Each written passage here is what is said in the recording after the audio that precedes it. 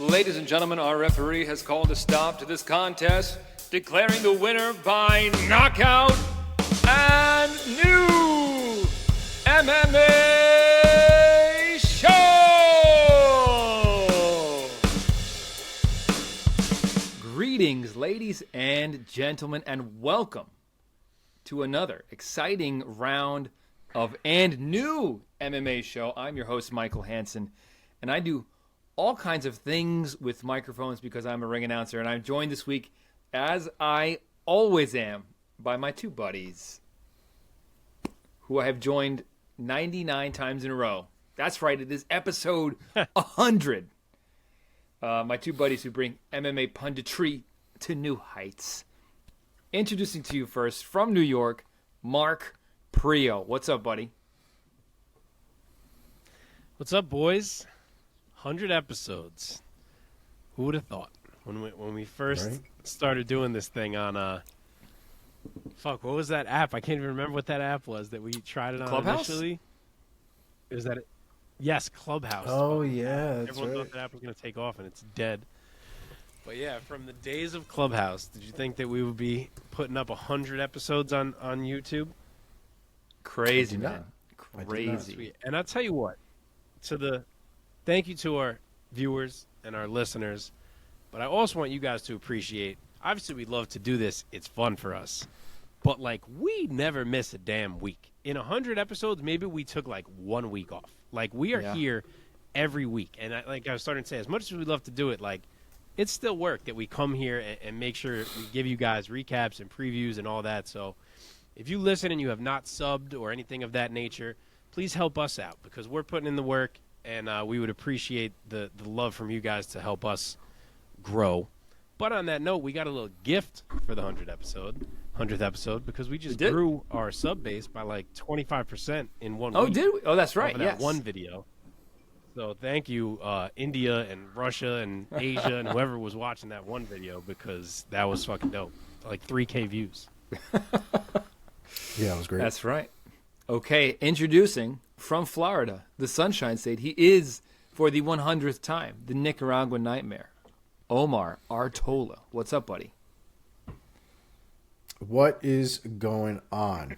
Here, sore, ready to go, baby. Let's get into it. I really hope that if and when you finally take your first amateur fight in Muay Thai, that whoever is announcing you, you tell him, my nickname is the Nicaraguan Nightmare.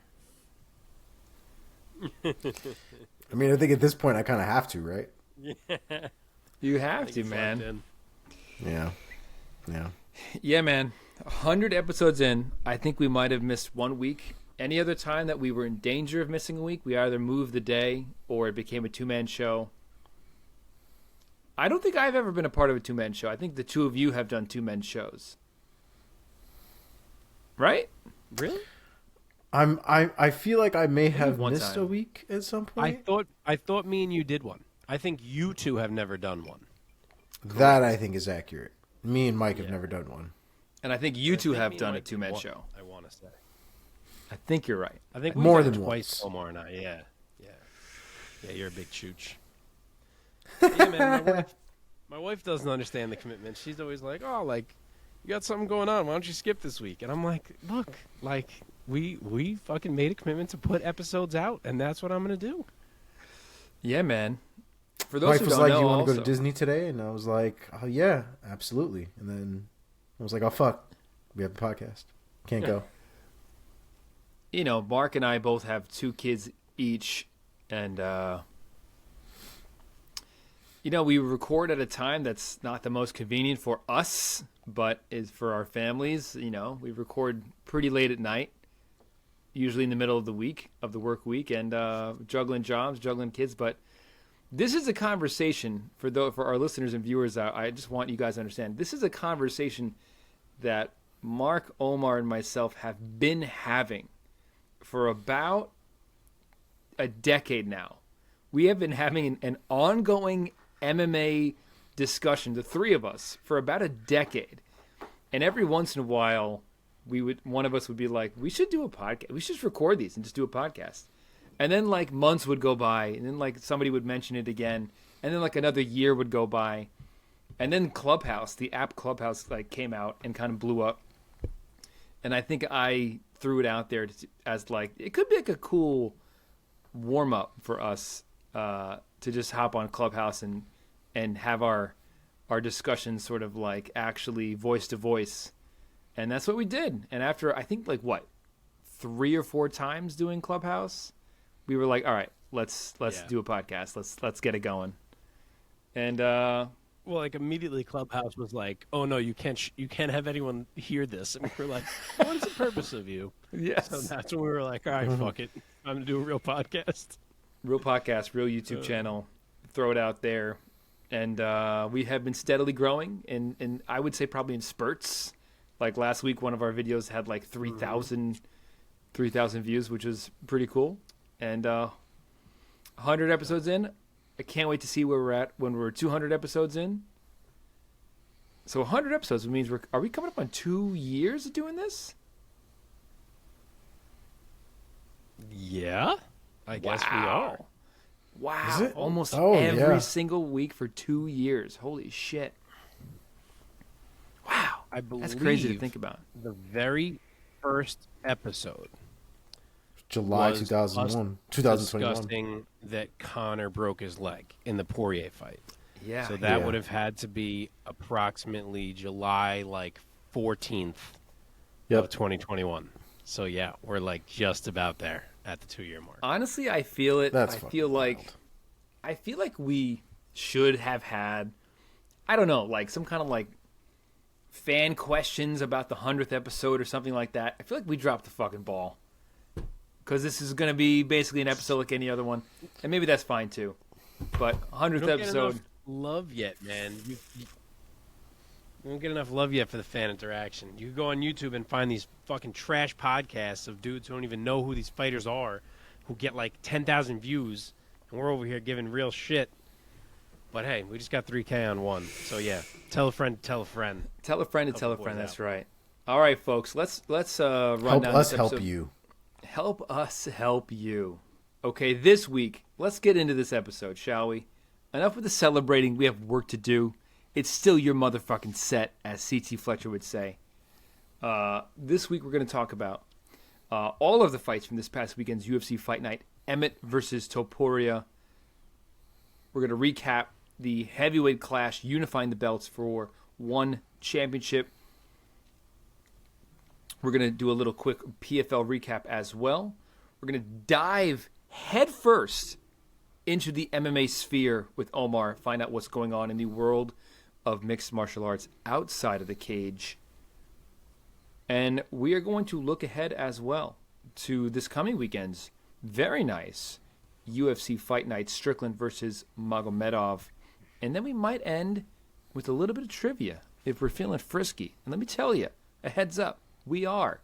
Because I'm toasting this 100th episode with a little bit of my Basil Hayden's bourbon. And Mark as well is drinking. Mark, what are you drinking? Cheers, sir. Cheers. Bullet. Very nice. Little bullet This cocktail. This is good old fashioned H2O in my medieval times purple cup. Mike. I just wish you said it was Ovaltine. I got no milk in the house. Okay. Okay. All right, boys. Before we get into any fight talk, let us first, one last time, thank our viewers and our audience. If you're watching this on YouTube right now, thank you so much. As Mark alluded to earlier, if you've been enjoying our content and haven't done so yet, please subscribe to our channel so that you never miss a video. Give us a thumbs up. That helps us with all the algorithm things.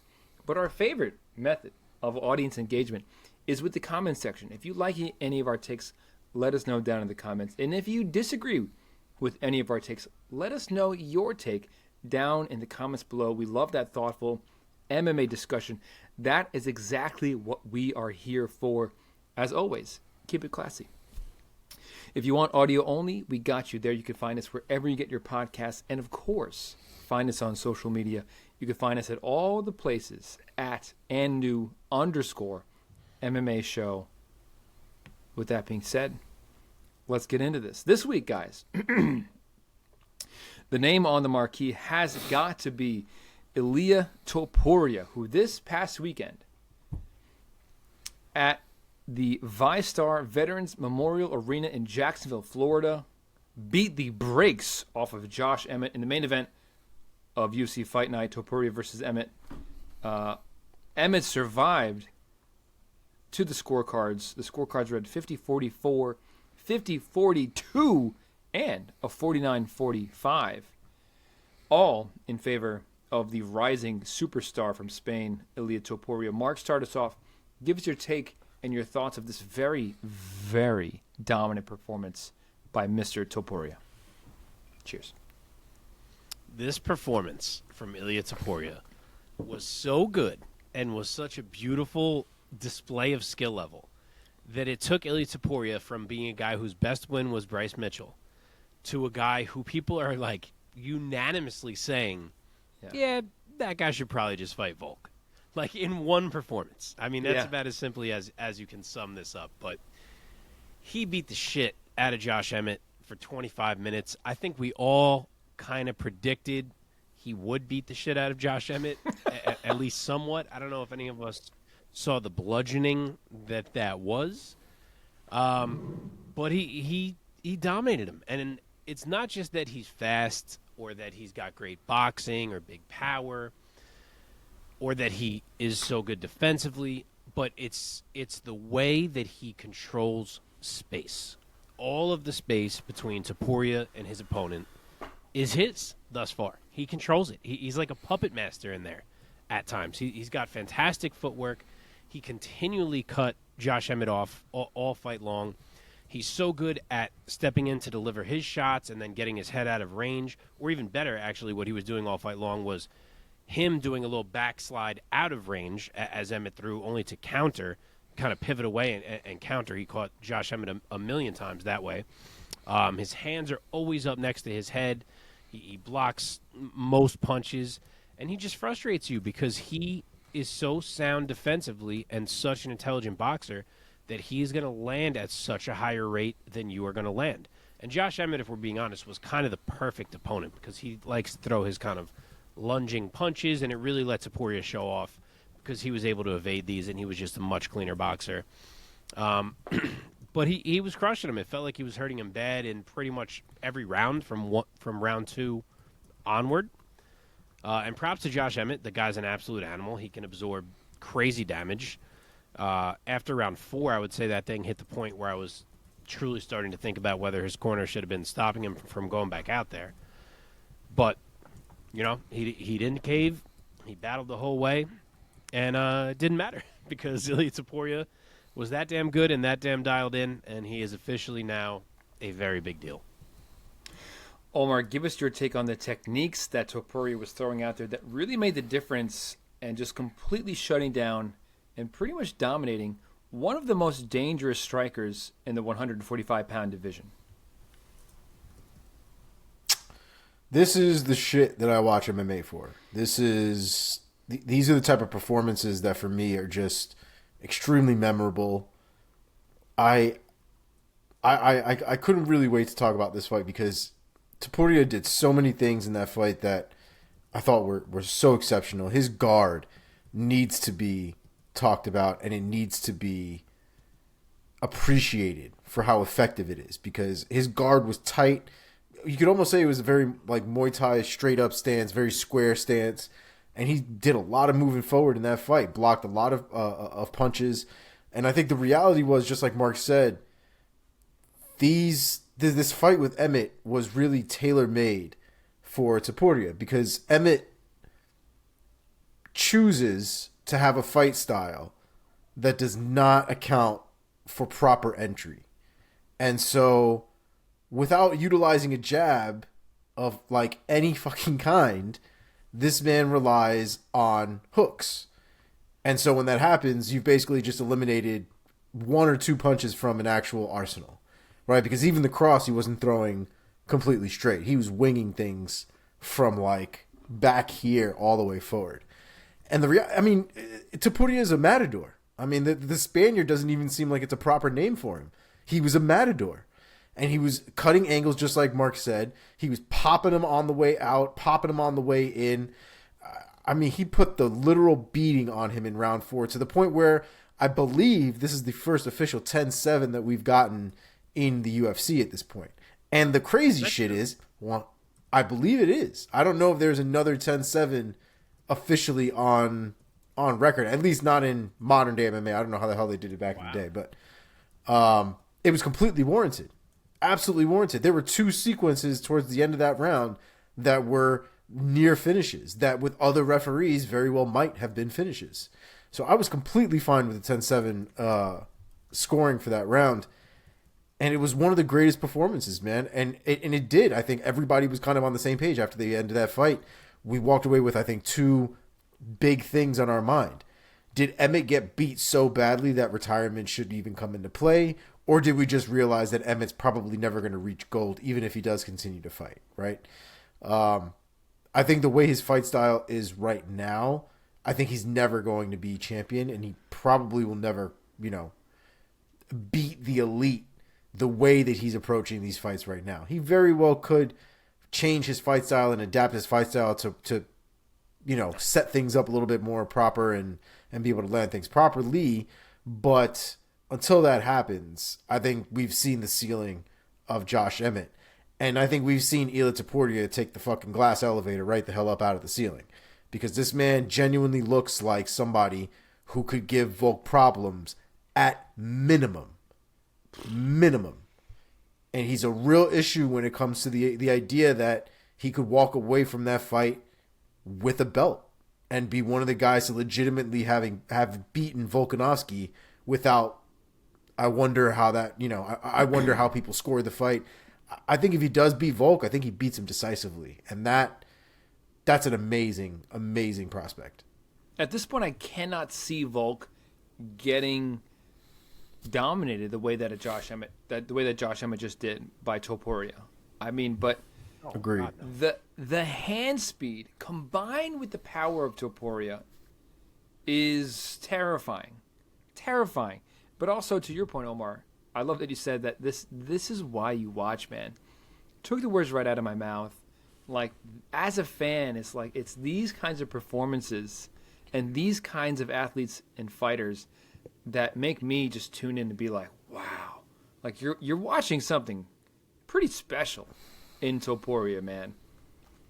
Anytime this guy fights now, and this guy's going to be a main event fighter for the rest of his career, pretty much. Or at the very least, we're entering into the prime phase of Topuria's career where, like, he's in main events and he's on marquees from here on out, man. He makes you watch. I mean, he, like, in the same way that, like, a Gaethje, a Poirier, Oliveira, like, you just watch this guy because you know that you're going to see fireworks, and you also know that you're going to see MMA at such a high level that it's just, there's like a beauty to it. It really is. That being said, For sure. do you guys agree with the sentiment that off this performance, beating a guy who just fought for an interim belt and beating him so handily, do you see Topuria at this point being next in line for a title shot? Mark, you go first. It kind of feels like it should be, in all honesty. I know there's some guys above him technically, but like Max is fighting Korean Zombie. If Max wins that fight, are you going to make Topuria fight Max and run the risk of Max winning, and then what do you do? Like, no, why would you go that route? Then the other one, I guess, is Ortega, who's returning, but, like, are you going to do a title eliminator right away there?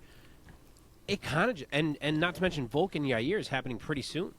So it kind of just feels like at this point, Topuria makes the most sense as just, you know what? Let's run this Volk and Yair fight. Obviously, if Yair wins, different story. Volk's going to get his rematch. But and then Topuria would maybe have to fight an Ortega or someone. But if Volk wins that fight, it kind of just feels like, you know what? Here we go. Volk and Topuria. Let's book it. Yeah, man. Omar, any other? You have any differing thoughts? I mean, the reality is that's kind of where the division's at. There's not really much movement and much differentiating you can get at this point. Topuria has put himself now in the top 5. there's not much room to go up further than what's already on the books. So the reality is we got to wait and see what happens. And like Mark said, if Volk wins, which, spoilers, I expect him to win this fight against Rodriguez. As much as I love Yair, I just don't. I think stylistically this is a terrible goddamn matchup. But apart from that, if Volk wins, we're kind of almost at the point now where Izzy is in the middleweight division, right? Where we're kind of recycling guys because we've run through the top of the division. And the worst part about featherweight is that the top of the division fucking has stayed the top of the division. Those dudes don't go away, and they just lose to Volk. So for parity and just to get a guy that genuinely looks like he deserves a title shot, I would also give it to Topuria as well. Man, oh man. And maybe capitalizing off of the dominance of this win. Almost kind of wish that he found the finish eventually, just to really put that much more of an exclamation point on this win. But man, for a decision win, this was pretty much as dominant as it gets for Topuria. That being said, let's quickly talk about the loser in this contest, Josh Emmett. I think he's in his late 30s. I want to say he's like 36 or 38 or somewhere around there. Omar, let me start with you this time. Looking at the landscape of the featherweight division right now, what do you think is next for Josh Emmett? 38. Honestly, man, Josh Emmett better not fight for the rest of 2023. I think that's it for him for right now. That man took an ungodly amount of damage. For being honest, the kid should probably stay out for an entire year to be on the safe side. He took one of the worst beatings we've seen in recent memory. And to be honest, the last one I think we've seen like that was Korean Zombie versus Volkanovski.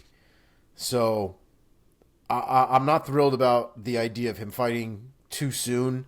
And as a result, I don't want to give him a pick because the landscape is bound to change by the time I think he's ready to come back. So I will say Josh Emmett by vacation. Josh. Mark, what about you? Yeah, he took some damage against Yair, too, in the prior fight. So I don't disagree with that take. I'm on a similar vein. If we are going to match him up, my concern is let's protect his health a little bit after those two beatings. So I would say maybe give him a wrestler who's trying to come up, someone like a Movsar Evloev or even a Bryce Mitchell, which is probably even less risk of head damage. So yeah, I would say maybe go that route if he is going to take another fight here. Okay. All right. Well, in the interest of time, let's move on. Unless there's anything else you guys want to say about either of these two fantastic combatants. I do want to point out that Josh Emmett has been suspended indefinitely until he's cleared by a doctor from all the broken things in his face. The least shocking development of the day. Dude, poor Josh Emmett, man. Towards the end of this fight, I was like, God, my man took a beating. Bro, I think it was the end of the second round, he gave this look that I think he knew he was fucked. Like, he knew it. Yeah, he was just outmatched. And that was the end of the second round.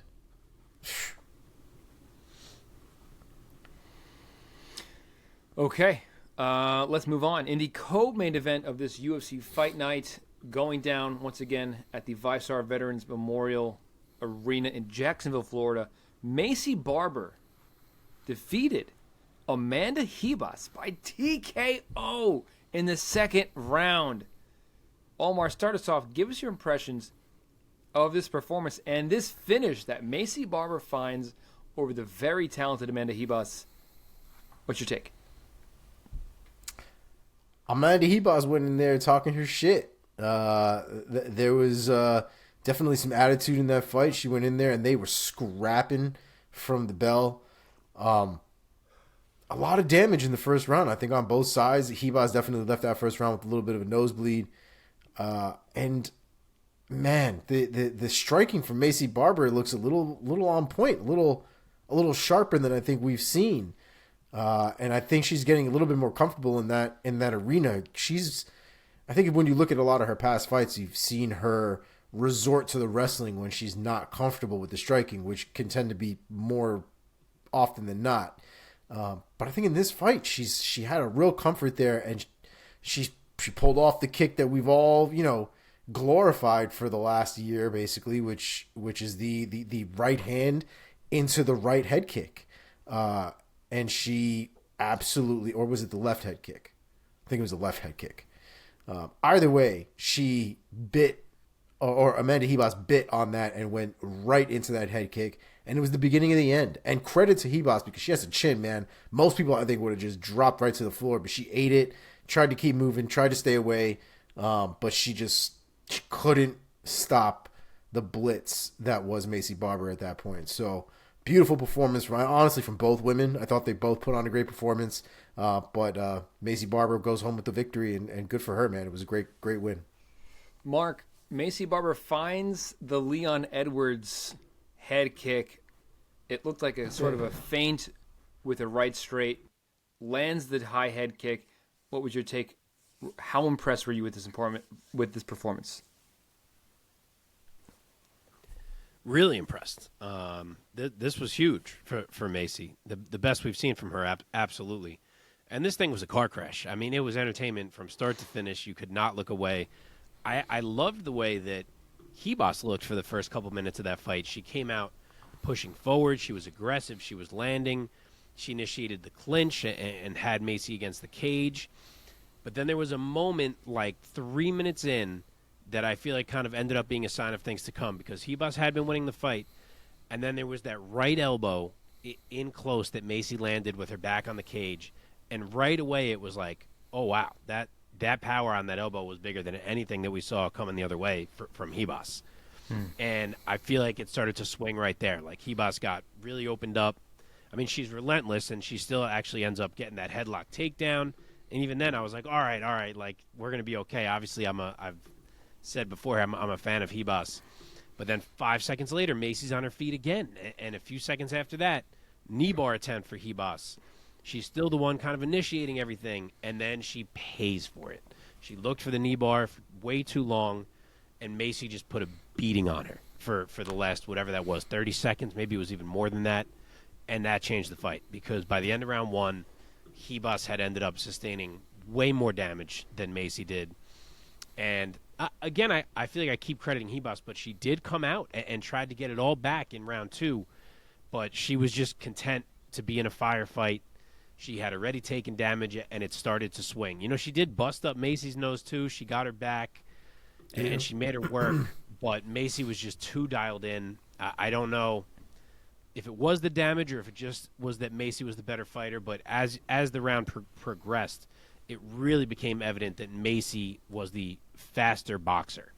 And that speed combined with the power was just a recipe that Ribas couldn't overcome, as she was kind of losing her oomph a little bit, getting a little more tired, and too many clean shots, and eventually that chin of hers finally caved. She's got a great chin, but it was just too much, and a big finish for Maycee Barber.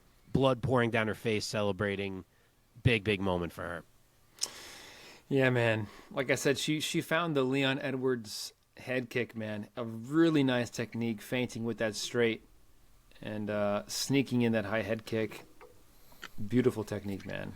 Love to see that. Mark, staying with you, what do you think is next for Maycee Barber? This is undoubtedly the biggest win of her career thus far at flyweight. Who's next for her? I'm going to say Caitlin Chookagian. I know there are girls who maybe more people are suggesting, like a Lauren Murphy or a Jennifer Maia, who are a little bit below a Caitlin Chookagian, but I think Maycee deserves a big fight after that win. I mean, it's 5 W's in a row. She finished Amanda Ribas, who I really do value. I think she deserves a big one. I'm going Caitlin Chookagian. Omar, any other bright ideas? Honestly, man, I'm kind of in the same boat, and I think a lot of people have been talking about that as the next fight for her as well. I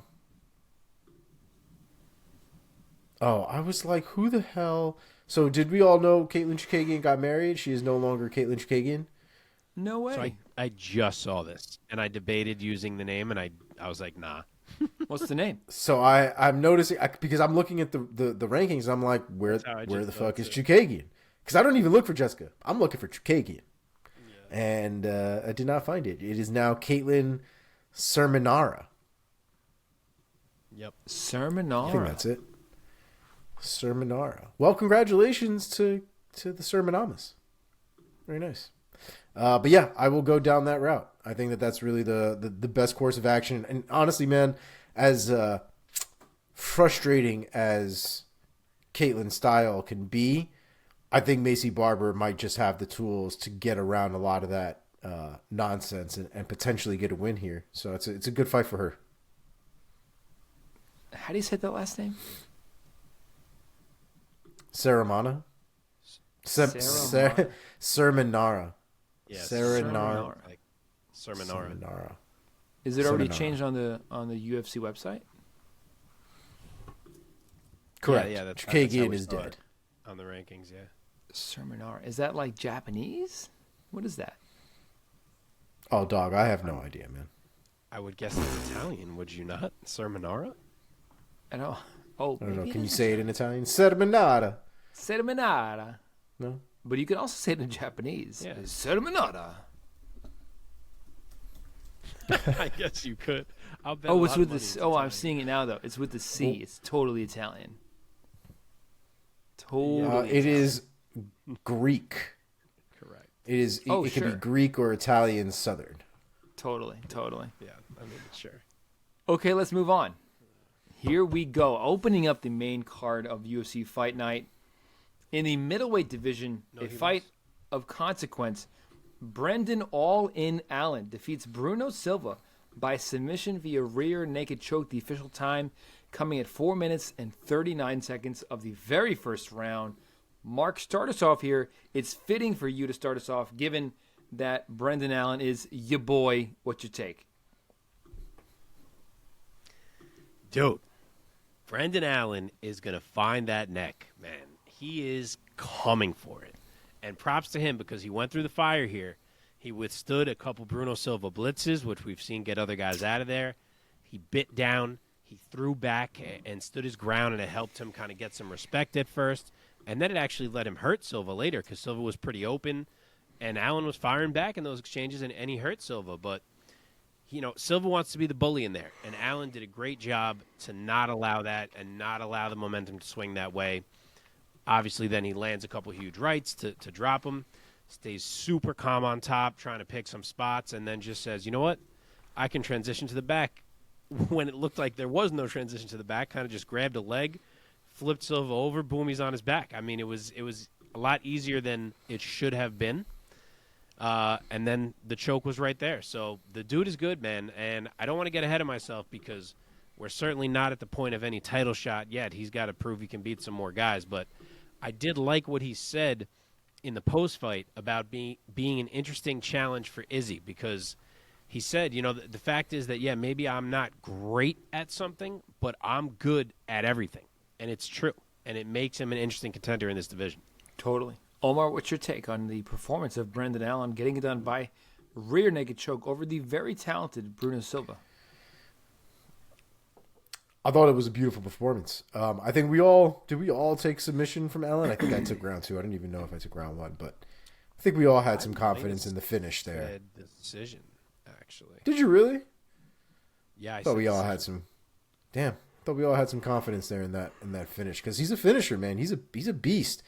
And I think the real problem with Silva is exactly what Mark said: is the man leaves himself open, right? He's got a lot of the same problems that a lot of these brawlers have. They're like saloon doors, right? Like if you stand in front of a saloon door when it's fucking going open and closed, you get the shit slapped out of you. But like the moment that thing is not swinging open, it's wide open, and it's not great. It's not a great way to fight, especially the higher up you get.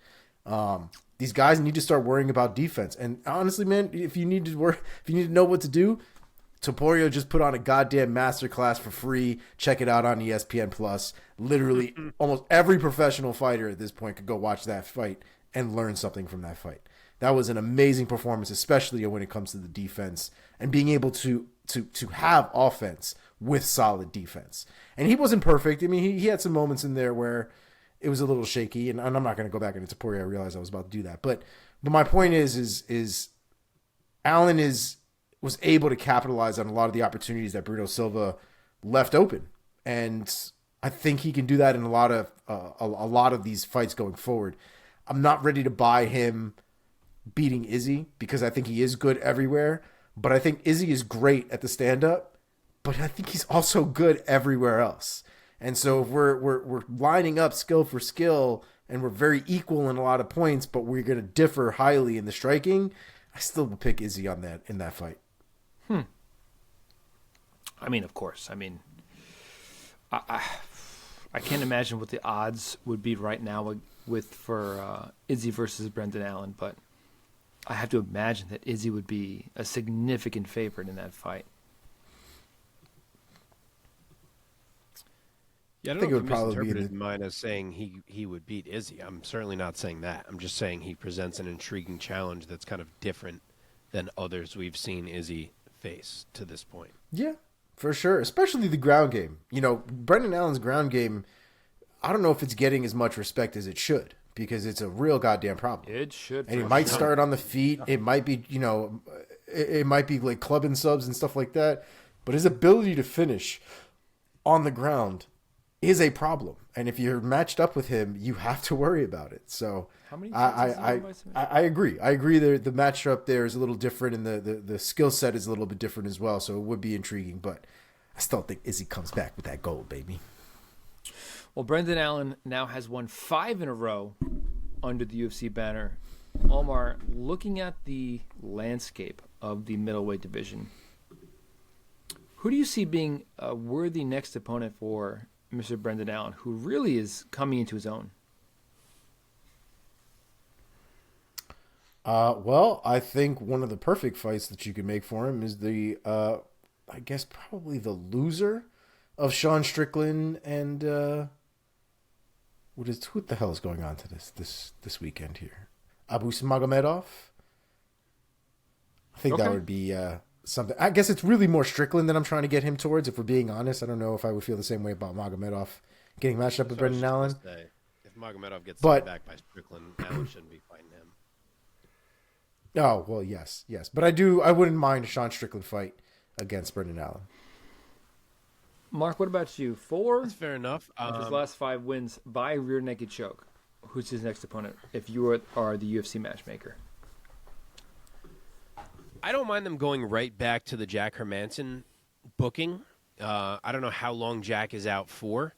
If not him, maybe a Roman Delites. Could even be Vettori coming off the loss. It's really that section of middleweight is kind of open. They got options for what they can do with Brendan Allen, and Strickland's in that mix too. There's a lot. Kind of depends on which way they want to go with who's fighting who here. Man, Vittori's another one I think needs to get on a beach and be on a vacation for quite some time. He's another one who took an ungodly amount of damage. Yeah, man. Hell yeah. All right, let's move on. In the interest of time, congrats to Brendan Allen. A fight very close that was the featured bout of the prelims of this UFC fight night.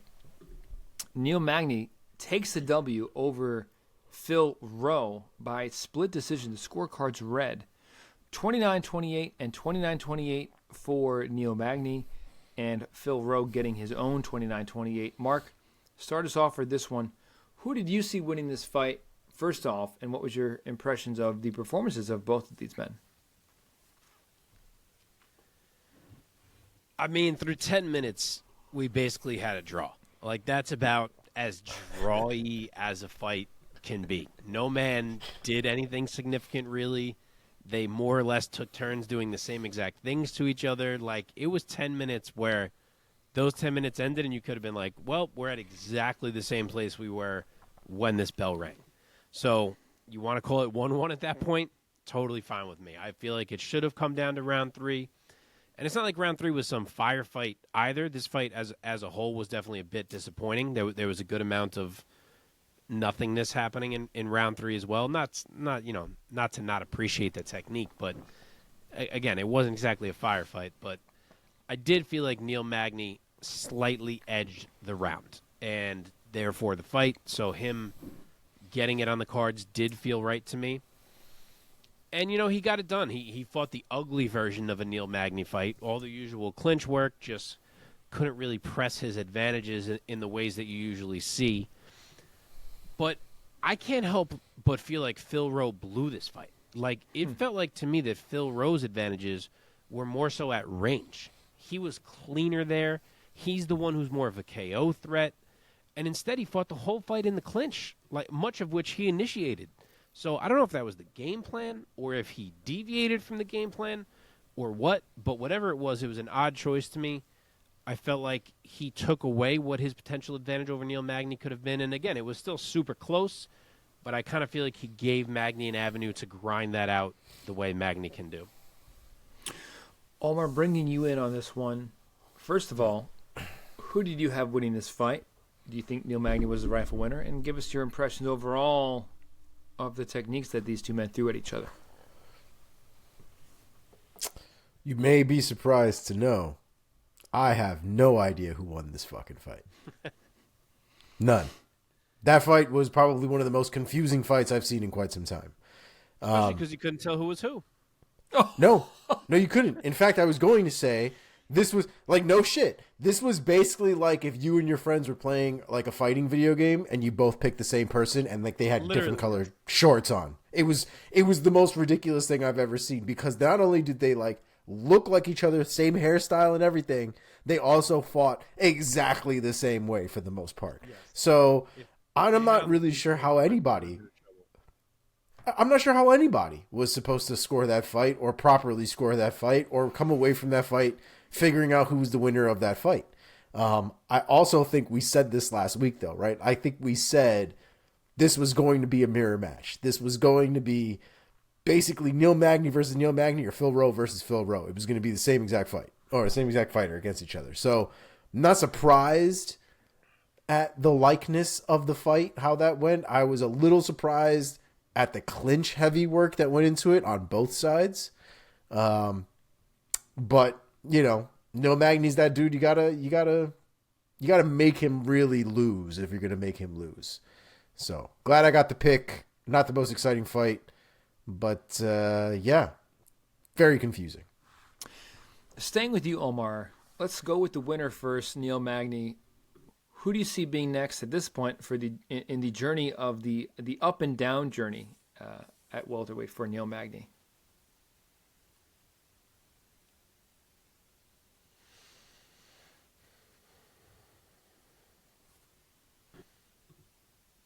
I got one if you got a look. I don't really think if you be clicking, I don't really think Neil Magny really should be moving that much from that performance, right?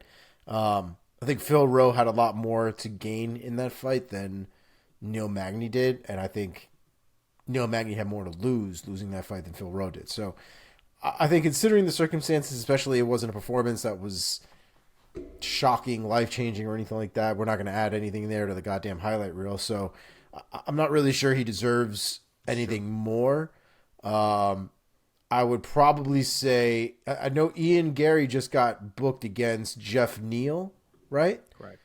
Yep. Maybe the loser of that fight potentially makes sense. I can't remember if Jeff Neal and Neil Magny have fought. I feel like they have at one point at this point, but might be a good time at that point to run that one back then. Can't think of anything else other than a newcomer that Neil Magny should be fighting. Mark, any I don't names? think they have. I'm looking right now because now you got me curious. Oh, they have. Yeah. Figured. Jeff Neal lost to Neil Magny. Why can't I remember that fight? Yeah, similar feeling to Omar.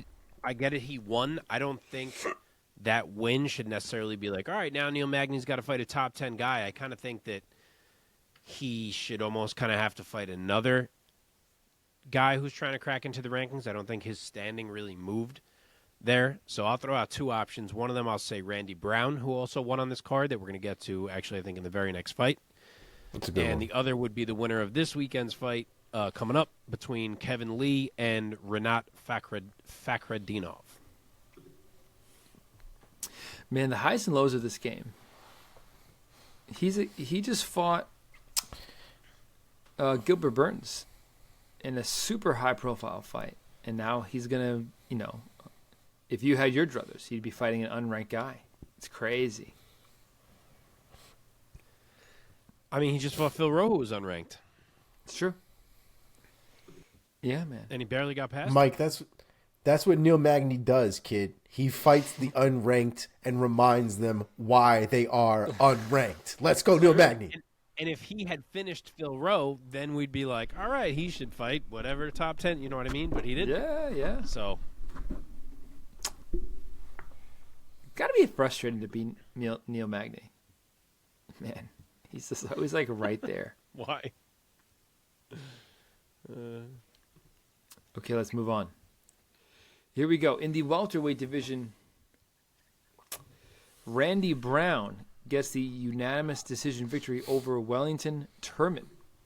The scorecards read 29-28 across the board. Omar, start us off for this one.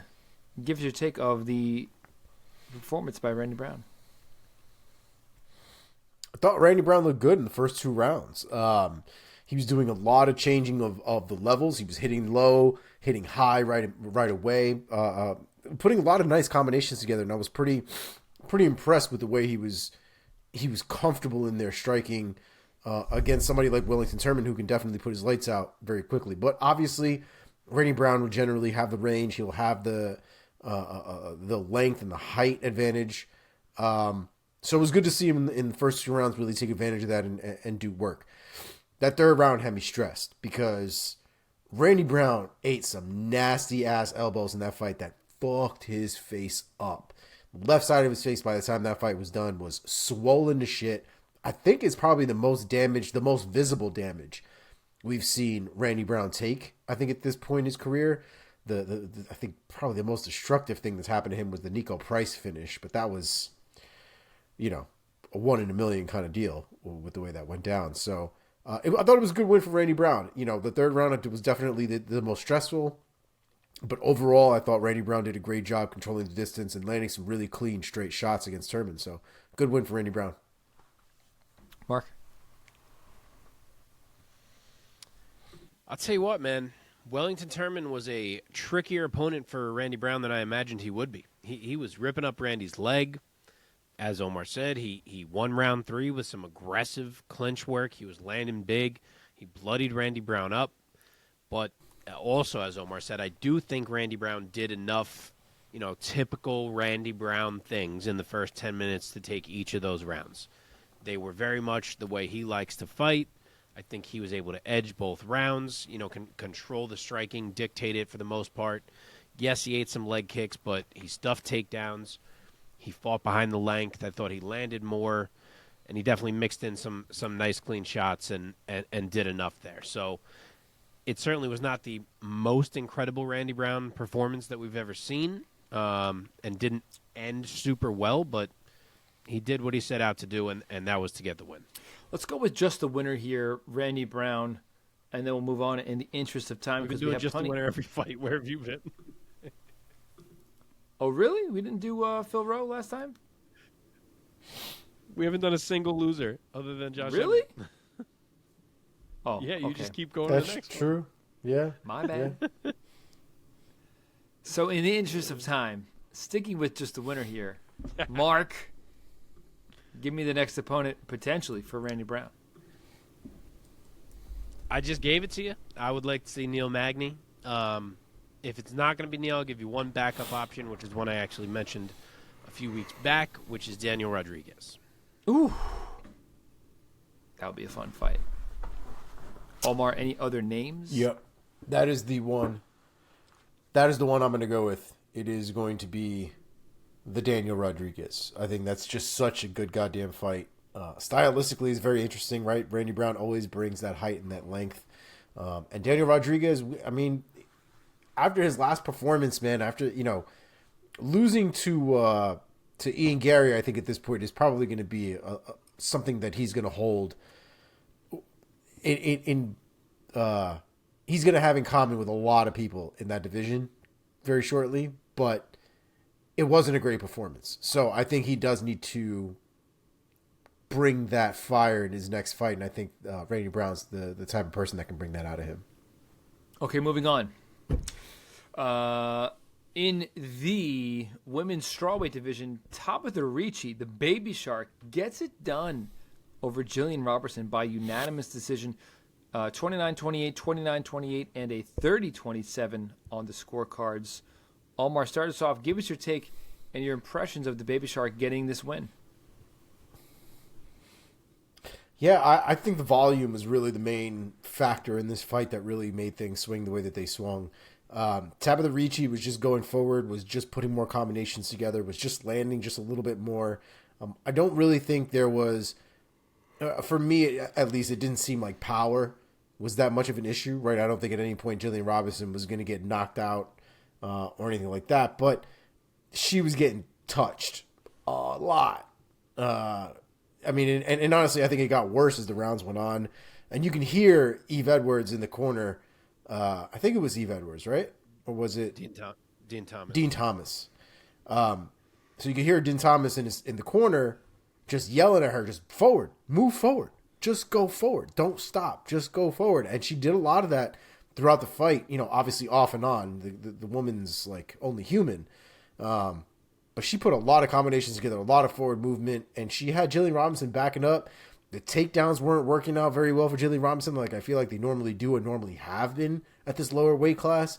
And Ricci put it on her, man. And it was a great performance from Ricci because Gillian Robinson has looked great at this weight class. And she made her look like she was right back up at 125 again. Mark? Yeah, the speed gap was wider than I imagined it would be, and it was evident in the first minute of that fight. I knew Ricci would be the better striker, but she was so much faster that it was almost shutting down anything Robertson wanted to do.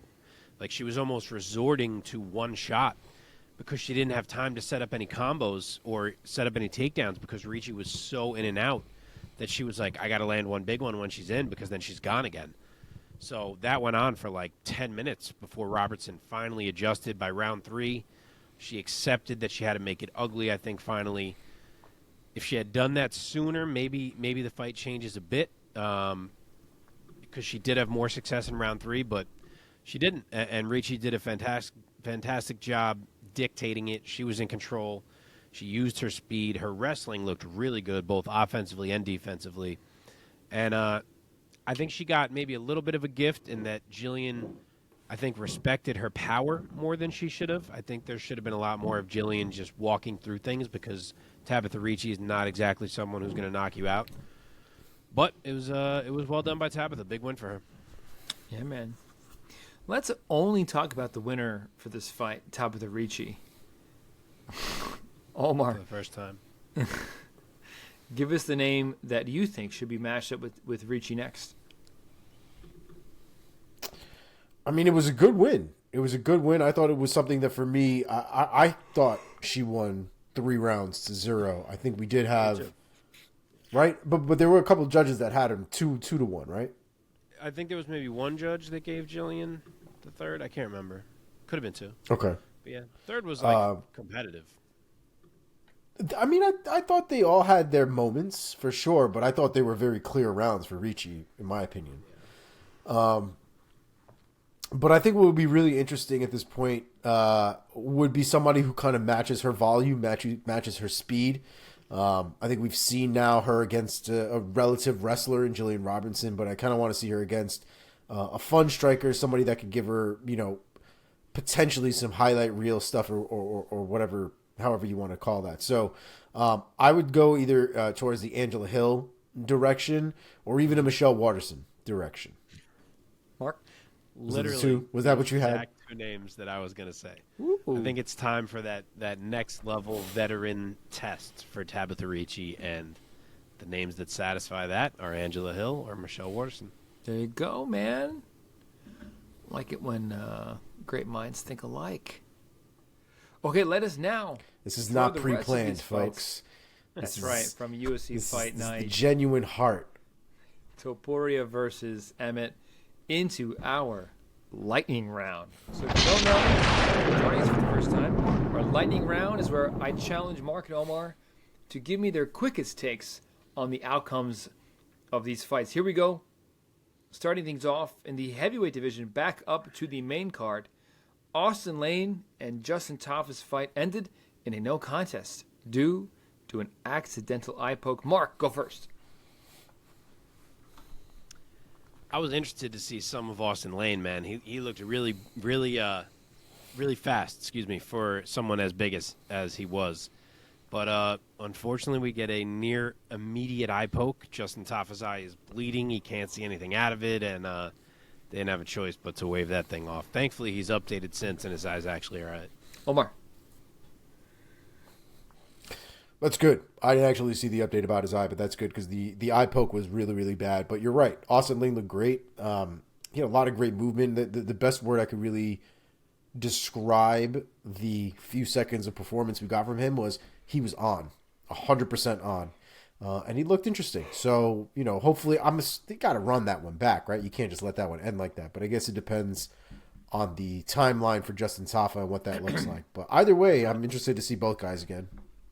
I read someone saying that while Justin Tafa's eye recovers, they should put Austin Lane back in there against Junior Tafa to try to avenge the eye poke. That's funny. Okay. Get the virtually identical going. How are they related? Is somebody's son or brothers, brother? They're brothers. No, they're brothers. Okay. Yeah. Yep. Okay. One fat brother and one muscular brother. There you go. Okay. That's not confusing at all. In the featherweight division, tremendous stuff. David Onama gets the win by knockout over Gabriel Santos by, like I said, by knockout in the second round, 4 minutes and 13 seconds. Mark, start us off. First off, Gabriel Santos is good, man. That's not your typical 0-2 UFC fighter.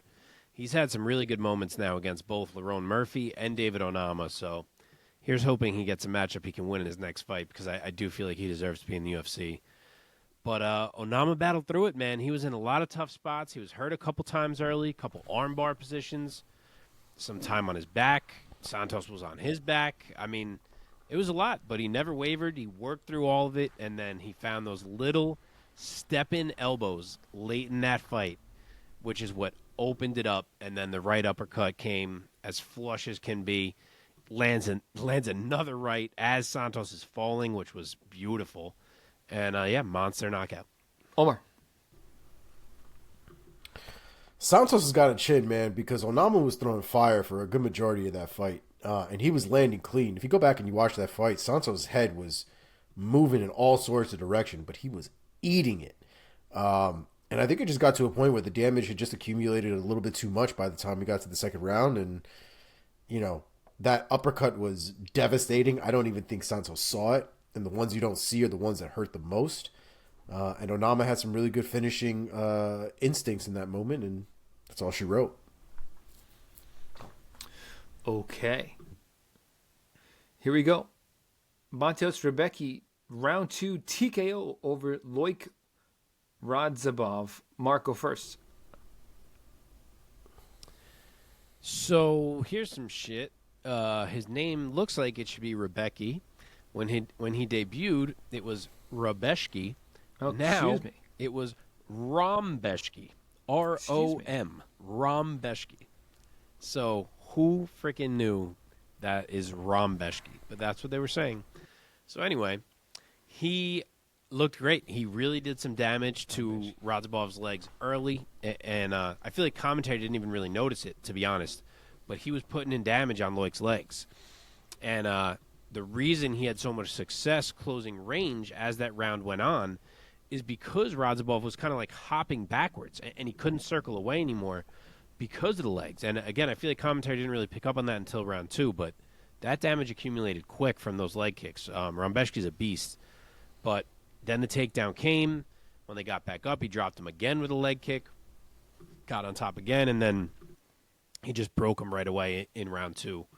Loik battled, to his credit. He lasted longer than it seemed like he was going to last in that round 2 because it was an onslaught. but he couldn't move, and it was a matter of time, and Rumbeshki got him out of there. So big win for him over a guy who's, pretty established. He's been around in PFL. That's a quality W. Omar. Yeah, man. He was a stalker in that fight. Rombeshki? Yeah. Did I say that right? Yeah. Rombeshki looked good, man. The leg kicks were great. The work against the cage I thought was really the most impressive thing, right? Because I thought they let it go on a little bit longer than I would have liked, especially considering the performance of him relying on the cage to stand up and trying to get something off. It wasn't.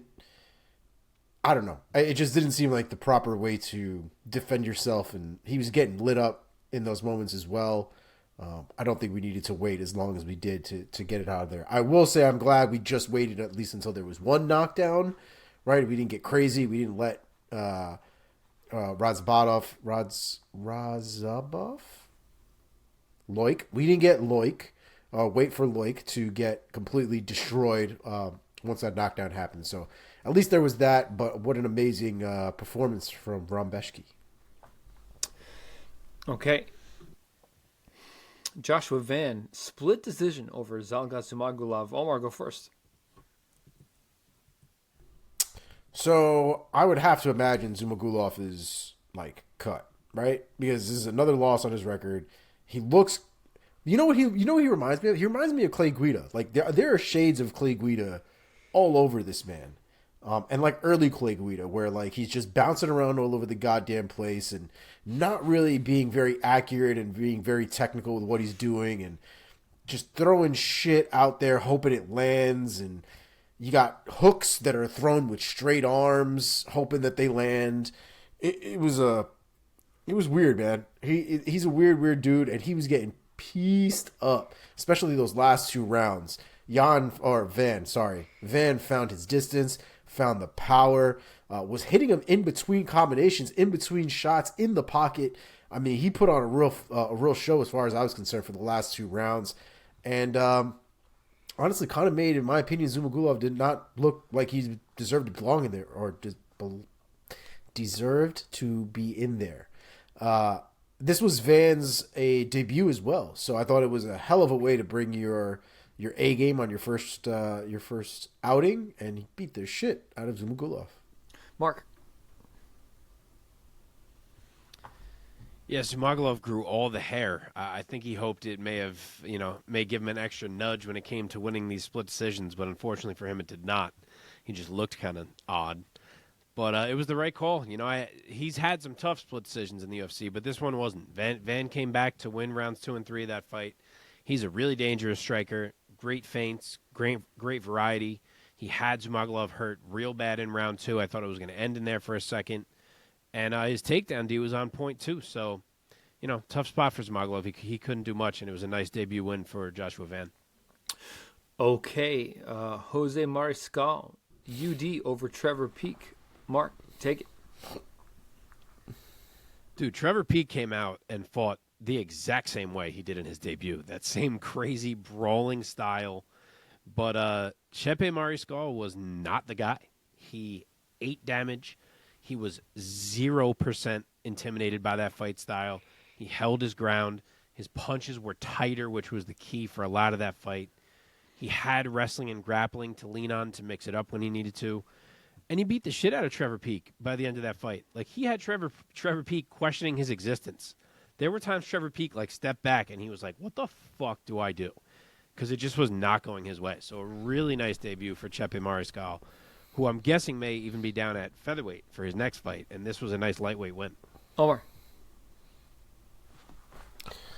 Yeah, dude. I really love this performance. They definitely came to bang. I don't care for Peek's hammer fists on the feet. Maybe I'm in the minority. They look ridiculous. He looks like somebody, like a bum fighting on the street when he does that shit. It drives me crazy. Apart from that, I thought it was a great performance from what is that kid's name? Pesci? Chepe. Chepe. Or his real name is Jose, I believe. Yeah, that's not as fun though. Chepe. No. Yeah. I like Chepe. Yeah. I thought it was a great performance from him. And just a little backstory, I heard a little tidbit about him that last year, sounds like his mother passed away. I believe either close to or during one of his fights or something like that. But, everybody in his family seemed like they were telling him, it might be time to be done with the fighting and, this, that, and the other. And he told everybody that my mom told me that I need to keep going, that I shouldn't have come this far if I wasn't going to keep going. And when she passed away, his resolve was even more than it was before. So take that for what you will. I love stories like that, especially, those kind of stories kind of hit the heart, obviously. So I want good things for him. I hope he continues to excel, because the fact of the matter is he looked great in that performance. Yeah, man. Okay, Jack Jenkins. Ooh. Fight announcement. Did you guys see this? A fight announcement within the last hour. Kelvin Gastelum down to welterweight, fighting Shavkat Rakhmonov. Oh, fucking Christ. Talk about a fucking welcome back to welterweight. My goodness. And also, what a test for Rakhmonov. Let's be fair, though. Kelvin Gastelum got to fucking beat the scale before he beats Rakhmonov. So yes, he does. Yeah. One fight at a time. Got to go 2-0 that night. Hopefully. Yeah, Kelvin at 170. Can he do it? Of course he can do it. But can he do it? Yeah, about time. About time. Okay, let's finish up this lightning round. Here we go. Jack Jenkins split decision over Jamal Emmers. Omar, take it. So I'm curious to see what Mark's take on this is, because this kind of felt robbery to me. We don't scream robbery on this show very often. The masses may, but we are generally like, not a robbery, close fight, not a robbery. This was fucked up. This was a whole heist. Like, this was like a blatant win for Emmers, I thought. And I think one judge didn't give Emmers any round at all, which was odd. I have to now look back at these scorecards real quick, but this was right now I'm curious. A terrible goddamn decision on all fronts. 30-27. Oh no, there was one judge. There's one judge that gave Emmers every round, which I thought was the right call, actually. Very odd. 10 out of 10 experts scored the fight for Emmers. And 46, 52, 82% of the public scored it for Emmers. But it should be noted that it's not just that they scored it for Emmers, right? They scored it 30-27. We're not even on the same page that this was a close fight, that this might have been 29-28, could have swung either way. No, Emmers won that fight handedly as far as I was concerned. And I'm not really sure where the disconnect was. I'm almost at the point now where the judges need to be recorded on camera, because they're not watching these fights. There's no way they're watching these fights from beginning to end. There's no way that they're not taking out their phone and like checking something. Oh, fucking babysitter or something, and somebody gets knocked down. Oh, I don't know what happened. Like, something is going on, because they're fucking things up. Emmers won that fight, and now he doesn't get a win bonus. He doesn't get to move up. He doesn't get all the things that should have come with this win. And it's just another goddamn day with bad judging. I'm tired of talking about the judges in MMA, man. I mean, I know that boxing has had its moments with judging, but I feel like it's more scandalous in boxing, where it's like people know that like judges are compromised at boxing. I feel like judging in MMA is more just like ineptitude. Am I wrong? What do you guys think? Yeah. See, it's funny, though, because usually I feel like, not usually, a lot of times when you see a weird decision, I actually just realized I didn't even talk about this fight yet, but when you see a weird decision in MMA, it's the guy scoring with kicks that gets screwed, because they credit, strikes to the face a lot more than they're crediting calf kicks. In this one, they actually went the other way. they gave it to the guy who was doing all the damage to the legs and didn't give it to the guy who was landing clean punches. So I feel like you never see that in MMA, so that surprised me. But, yeah, I'm on the same page. I don't think the right man got the nod here. I did think Jenkins edged round 1, even though it was also close. I think the leg kicks just nudged him ahead. There was a lot of solid leg kicks. But, yeah, round 2, I thought Emmers responded. He was still eating some kicks, of course. Jenkins is nasty leg kicker. But he handled the range much better. He landed clean with his boxing a bunch. And then he won round 3. So, yeah, I do think he got robbed a bit here. Okay, last one, guys. Yeah. Cedricus Dumas, UD over Cody Brundage. Mark starts off. Apparently, Cody Brundage has just hit a point in his career where he can't stop jumping guillotines because it cost him his last fight, and then he immediately comes in and does it again, and it cost him round 1 right away. It gave Dumas confidence. Is it Dumas? Cedric? Yeah, Dumas, right? He says. Gave him confidence, let him get on top, and Brundage just couldn't really recover from the bad start. And Cedricus showed some fantastic defensive wrestling, if we're being honest, and offensive wrestling for that matter. Like, huge improvements from his debut because it did not look like those were in the bag, those skills in his debut. And he looked pretty solid here, so he must have put in some work. So good for him, and he gets his first UFC W. Omar, take us home. Yeah, I thought he looked good. The performance overall, I thought the fight overall, I thought wasn't anything to scream home about. But I do think that Dumas definitely showed improvements. Brundage is generally a ground guy, right? Like, he's a wrestler. Yeah, Jesus Christ, he wouldn't really too, but yes. Wouldn't really be able to tell too much. Spent a lot of time on the ground, a lot of time not being able to defend transitions that Dumas was doing on top. Very, very odd how uncomfortable Brundage looked on the ground in that fight. So it was a good win from Dumas, and I'm sure he'll be back again. Okay, that does it for this week's Lightning Round. And now, let us find out who rose and fell in Mark's very own rankings system that we affectionately call the Priaulx Rankings. Mark? All right, it's a quick one this week. We have no fallers, so no one to hate on. We have 3 risers. So working up from the bottom, we have Joshua Van, who was making his debut. He was obviously an unranked flyweight. He debuts in my flyweight rankings at number 30. And you may hear that and think, oh, there's not that many flyweights, but we're up to like 50 flyweights now. I got 48 flyweights on my list here, so flyweight has grown a lot. So he jumps in at number 30 off of his debut. The next man up the list is the biggest riser of the week for sure, which is Mateusz Rambeszki. Goes from number 68 to number 43 in my lightweight rankings off the finish of Loic Radzhabov. He is now 2-0. Has looked really good, so we'll see where he goes next.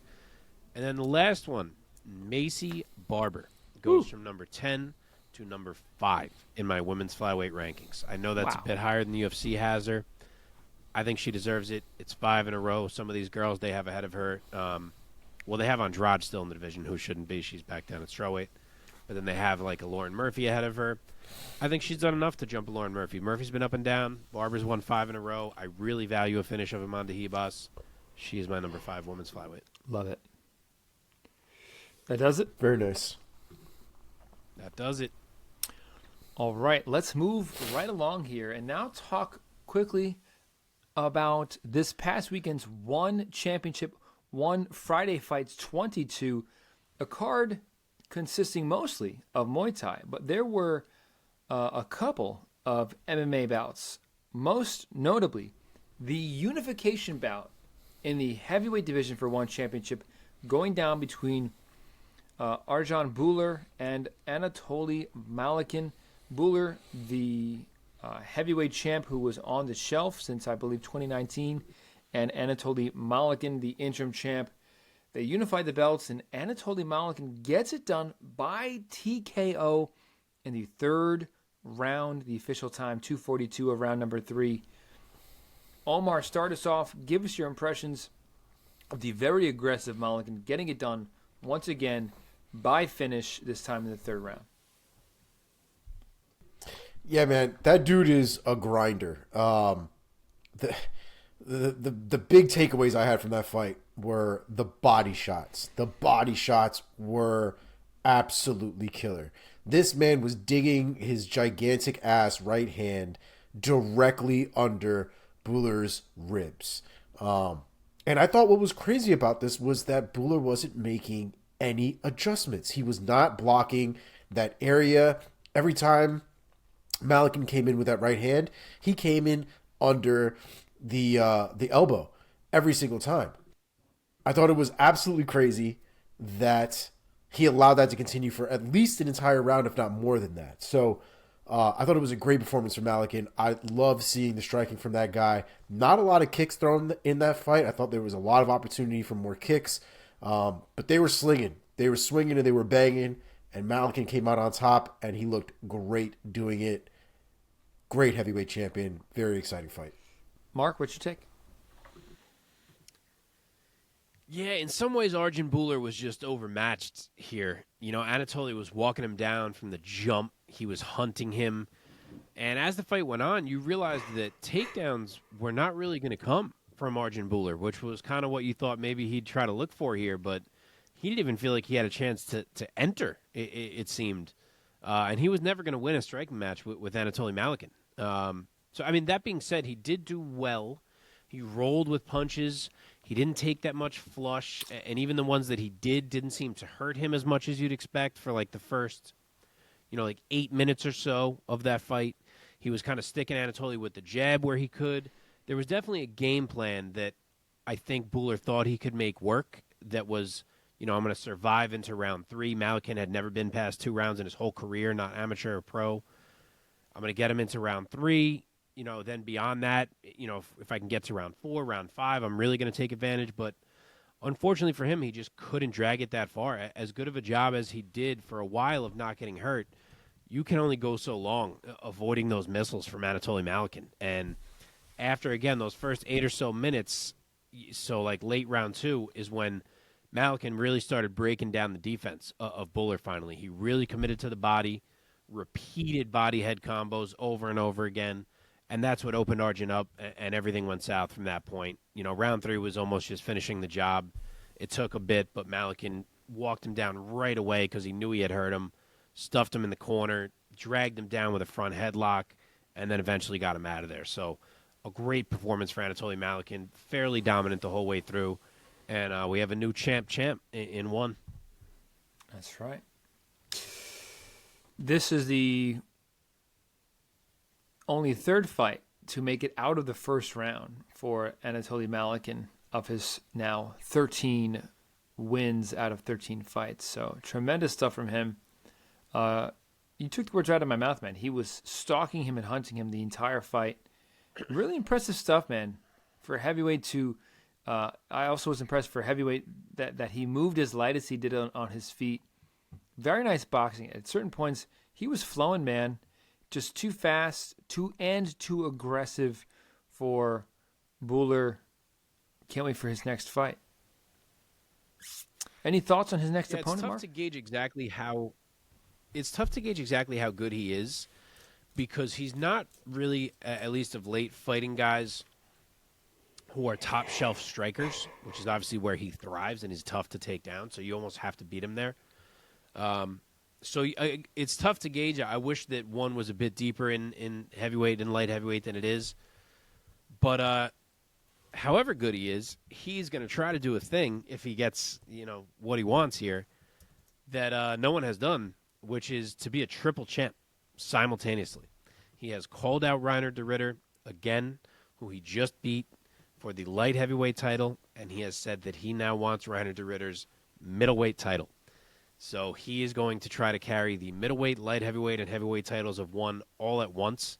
I did not think he could even make that weight, but if he can, hey, he's probably going to beat de Ridder again. Yeah, absolutely. Okay. That being said, that is the only fight that we are going to discuss for this past weekend's One Friday Fights 22. Let's now turn our attention quickly to the PFL, who also had action this past weekend. Mark, why don't you tell us what went down for the Professional Fight League? Yeah, so I'll give you a quick little recap. Just so the people know, now that we are at the PFL playoffs, you will see us doing true previews and true recaps of these PFL fights. It's tough in the regular season because they do so many fights where it's like, stud guy is fighting random guy, and the odds are minus 700 to whatever. So we got so much to do here that we kind of skip over some of the regular season events. But now that we have hit the playoffs, you will definitely see some more official previews and recaps coming out of us. But this was the last regular season event.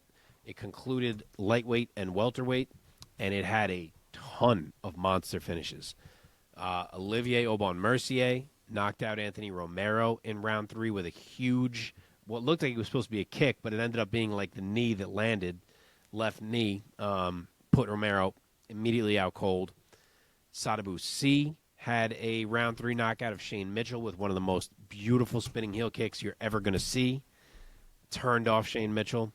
Shane Burgos got himself a W, which I'll come back to in 1 second. Magomed Karamov had a round 1 TKO of David Zawada, which was more or less a one-shot kill with a right hand that had some follow-up that wasn't really needed. Magomed Umalatov, who's looked fantastic, got a UD win over Naib Lopez, pretty much dominated him bell to bell.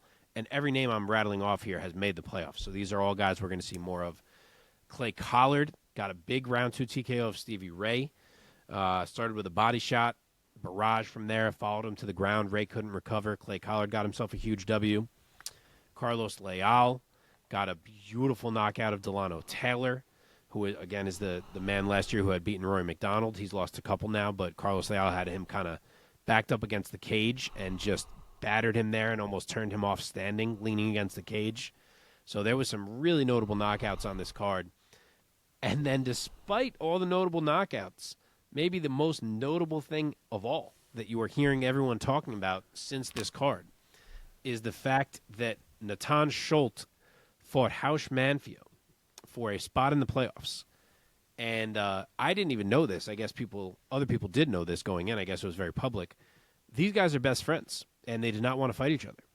And they went in there and more or less had a sparring match where no one was really hurting the other. Natan won it with his wrestling, won the UD, and the PFL went ahead and announced that the results were null and void and that Natan would not be going to the playoffs and that both fighters were suspended. They cited their contract where they were able to point out that fighters agree to go for the win using all of their skills and to the best of their ability, and they said that the fighters breached the contract, so they were not honoring the points.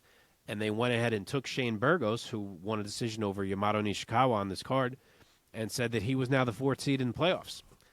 So a lot of controversy. Some people like it. Some people don't like it. Natan has since called on Francis Ngannou to step up, saying he's been a champion of fighter rights and that he should be telling the PFL this is not acceptable and so on and so on. So there's been a lot of discussion on it, but pretty notable PFL card between the finishes and this decision that the PFL has made. I know Chael loved this decision, so again, there's people on all different sides of the fence here. I don't know if you guys have any thoughts on anything from this card that I've kind of run through. No. I like the decision, personally. I think it's absolutely ridiculous for you to go into a fight of that magnitude where people are betting on fights and all this other shit, and then you're like, meh, I'm just gonna chill out here. We're just not gonna worry about doing any damage or have any kind of finishing instinct or actually wanting to get into a fight. I think it's crazy. I think you should pay them, right? Because they did get into a fight. So if there's a win bonus, give them a win bonus, whatever. But I don't think they should get rewarded for trying to game the system. I don't. So I'm okay with the points being directed towards somebody who actually got into a fight that night. Yeah, man. It sucks. I mean, guys need to be more upfront about that kind of stuff to the promoter. It's like, look, this guy is my teammate. He's one of my closest friends. I know we're in the same weight class, but I don't want to fight. We don't want to fight each other.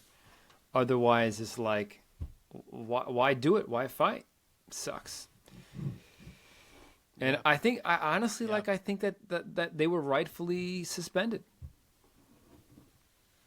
Like, So why watch? it's hard for me to have a take because I haven't gotten to watch the fight yet, and I really want to watch it to see if it's as bad as they've made it sound. But if it is, then yeah, I think I agree as well. Yeah. Yeah.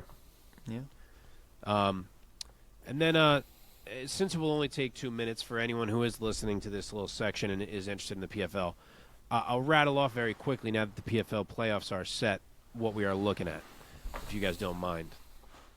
Do it. So, featherweight, we got Bubba Jenkins and Jesus Pinedo, and the other is Movlid Habulaev and Gabriel Braga. Heavyweight, Dennis Goltsov is fighting Jordan Heiderman, and Henan Ferreira is fighting Marcelo Nunez. Light heavyweight, Josh Silveira is fighting Ty Flores. Martine Hamlet is fighting Impa Kasangane. Women's featherweight, Larissa Pacheco is fighting Olena Kolesnik, and Marina Moknatkina is fighting Amber Leibrock. And then we get to the two kind of glamour divisions of the PFL. At lightweight, we're going to have Clay Collard and Shane Burgos, which is going to be fucking awesome. And the other one will be OAM going against Bruno Miranda. And then at welterweight, we will have Magomed Karamov against Magomed Umalatov, which is a great matchup. We'll find out just how good Umalatov is. I believe he's still undefeated, unless I'm forgetting a loss. And then on the other side will be Sadabusi, last year's winner, against Carlos Leal. So very strong lightweight and welterweight brackets. Should be a fun playoffs. Dude, Magomed or Magomedov is like the Smith of Dagestan and of Russia. Yes. It's like every single guy or like every other guy is named Magomed or Magomedov. Okay, it's fair. Let's move on. Let us now dive inside the MMA sphere with Omar Artola. Omar, tell us what's going on in the world of MMA outside of the fights. Not a goddamn thing this week. I'll tell you what, though. Got a bunch of fight announcements, so we're going to run through those, and we are going to get right into next weekend's or this upcoming weekend's card. The main thing I guess I have that's a little outside of the norm, I guess not necessarily outside the norm for us, but outside the MMA norm. Junior Dos Santos and Fabricio Verdum. If I told you those two men were going to fight in 2023, how do you think they would get into a fight? Anyone? Bhullar. See what I did? Yeah, there? I wouldn't have thought this way. What's So Bhullar? Fabricio Verdum, that it was a Bhullar joke that I made because of Bhullar. Bhullar. God damn it, Mike. God damn it. Junior Dos Santos and Fabricio Verdum will be fighting at Bare Knuckles, but not at BKFC, at Game Bread's Bare Knuckle Fighting Championship. Oh, wow. That will be going down in September. That is a absolutely crazy fight, taking away submission game from Verdum against one of the craziest strikers to come out of the heavyweight division, whose only problem was dealing with wrestlers for the most part, give or take. Ngannou definitely destroyed that kid, but that's neither here nor there. But that's an interesting fight. I'm all about the BKFC. You guys already know that, so I will be there for all of that craziness.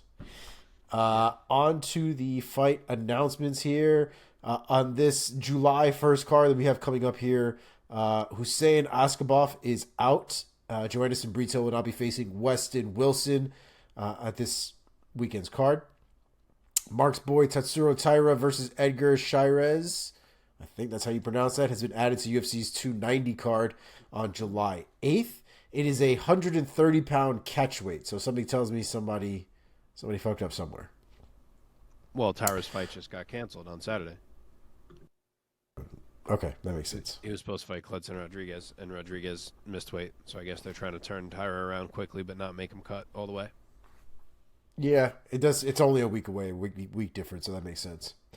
Next on the list, we have Gavin Tucker versus Diego Lopes. That has been added to UFC Nashville on August 5th. They gave Lopes a pretty good opponent. Jeez. Yes, they did. Gavin Tucker finally back, too. How about that? The guy's been gone for an age. Hopefully he still looks pretty good. Next on the list, we have Brady Highstand versus Damon Blackshear. That has been added to the Vegas card on August 12th. Along with that fight, Cub Swanson versus Hakeem Dawodu has also been added to the August 12th card. It's a good fight. That is it's a good fight. Yeah, so that means... Wait. No, now I'm blanking. What weight is Dawodu at? No, yeah, he is. He's a featherweight, so that means Cub is back at featherweight. Yeah. So the bantamweight experiment was short-lived. That was probably for the best, to be honest. Yeah, there you go. You're back. And next on the list, we have Rob Font versus Sang Yadong. This one Mark was very excited about. This is going down UFC 292 on August 19th.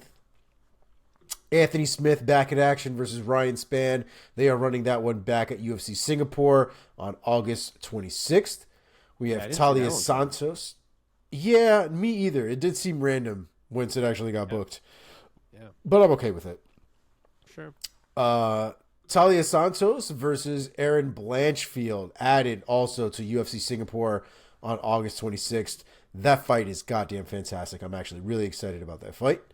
We also have Chidi Njokuani versus Mikhail Oleksiejczuk, also added to the UFC Singapore card on August 26th. Next on the list, we have the French woman, Manon Fior versus Rose Namajunas back in action. That fight is going down at UFC Paris on September 2nd. This will be a flyweight fight, so Rose Namajunas will be moving up in weight. Chris Curtis is booked very quickly after the insane headbutt / eye cut thing that happened there. He is going to be fighting the dark horse of the division, Fluffy Hernandez. That will be going down at UFC's September 16th event. Along with that, the headliner will be the rematch between the current flyweight women's champion Alexa Grasso versus the former reigning women's former defending champion Valentina Shevchenko. That will be going down again September 16th. Very, very interesting. I don't know if Grasso could pull it off twice, but goddamn if she could. That'd be some shit right there. Yes, it would. Last on my list, I have Mizuki Inoue versus Hannah Goldie, and that has been added to UFC Vegas 79 on September 23rd. And that is all we have for you this week. Very nice. Very nice. Have we lost Mike? Is Mike from? Mike is muted. Oh. Shit, I was muted. My bad. All right, boys, let's now move on to the preview portion of this week's show. Episode 100, by the way. Like and subscribe, thumbs up, all the things. This coming weekend, Saturday, July 1st, going down at the UFC Apex in Las Vegas, Nevada, UFC Fight Night Strickland versus Magomedov. The main event middleweight clash between Sean Tarzan Strickland and I forget how to say his first name. Abusbayan? Am I saying that right? I believe. Oh, maybe it's Abus. I don't know. Magomedov. I guess it's 8. I mean, the full name is Abu Supian, so how would you say the shortened version? Abus? Abus? I think it should be Abus. I feel like they say like Abus, but I guess Abus? that's maybe just people saying that like casually. It can't be Okay. Abus. I can't imagine him.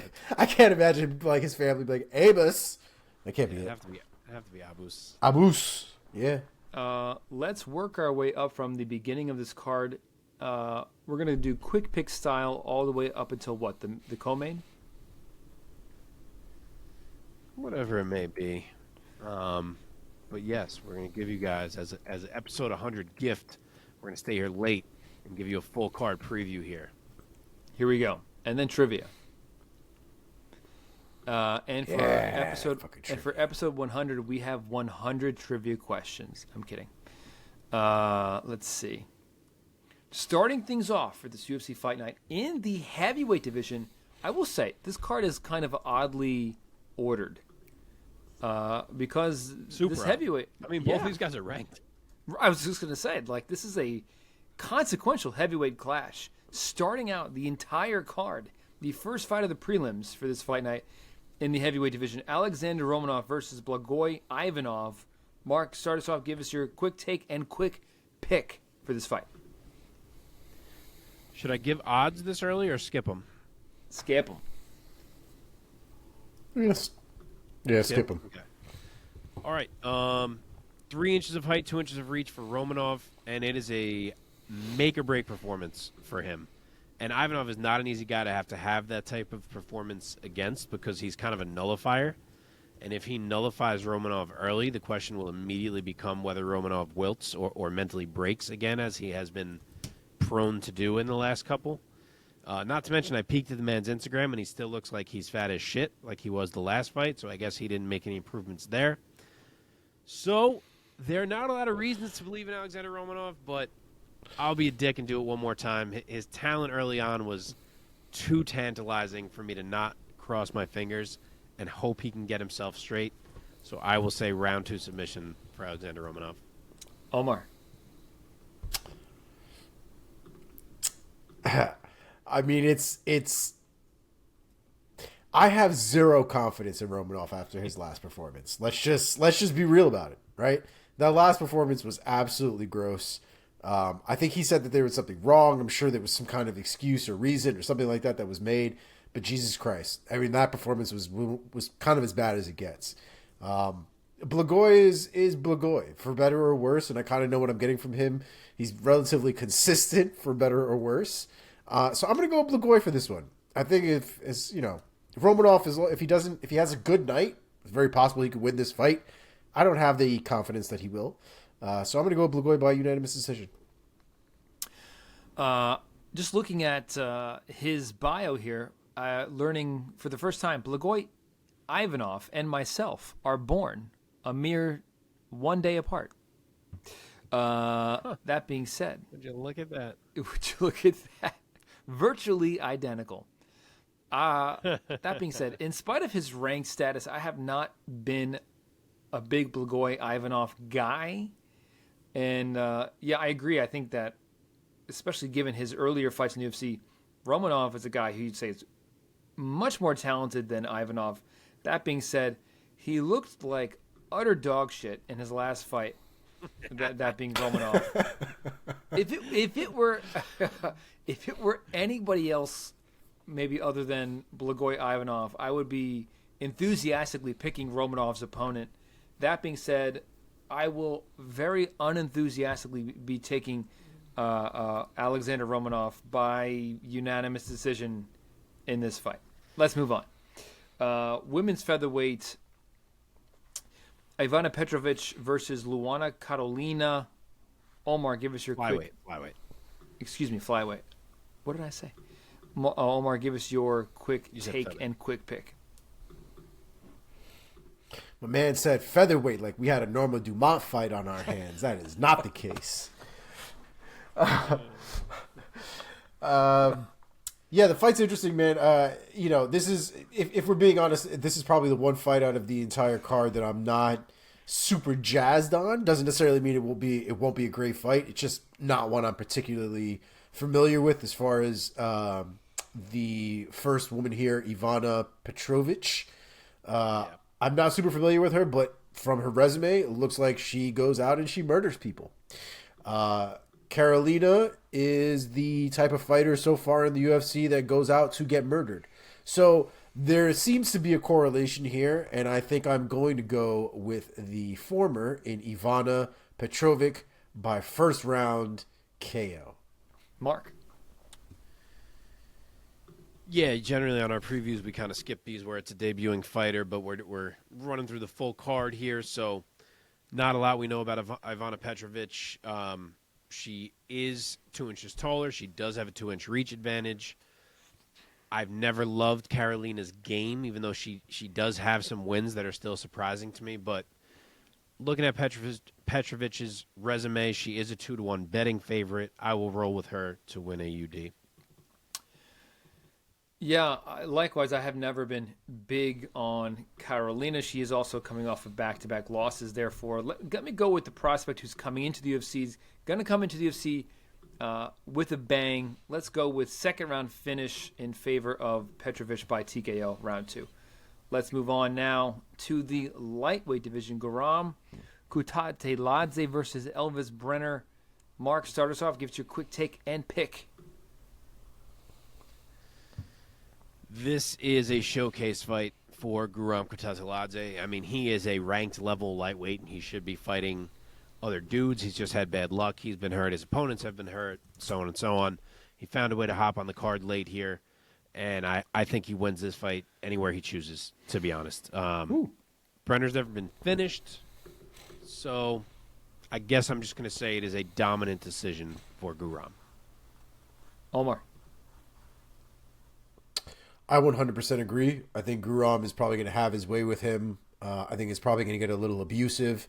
And I'm actually going to go with the decision win for Kutateladze, 30-26. We are unanimous in taking Kutateladze. I will say that Kutateladze gets it done with the finish. I'll say TKO in round number 1, handing Brenner his first knockout loss. Let's now go to the women's featherweight division. No, it is not a Norma Dumont fight, Omar. It is Yana Santos, formerly Yana Kunitskaya, taking on Karol Rosa. Omar, start us off. Wait, what? They're fighting at featherweight? That's what it says on. Why are they doing that? Because featherweight is the deepest that they have right now. Was it booked late or something? That's weird. I wonder. I can't remember when this fight was booked. Maybe it was a recent booking that they just tried to throw onto the card. Strange. Anyway, it is very odd. Very odd. But if they plan on staying there, y'all better give Norma a call. Don't disrespect my girl. Yana Santos, the former Yana Kunitskaya, I she's had a little rough go in the last couple fights, but if you look at who she's fighting some real good competition, right? She's got the Holly Holm loss, which that could happen, and the Irene Aldana loss as well by TKO wasn't the best performance, and don't let the recent performance from Irene Aldana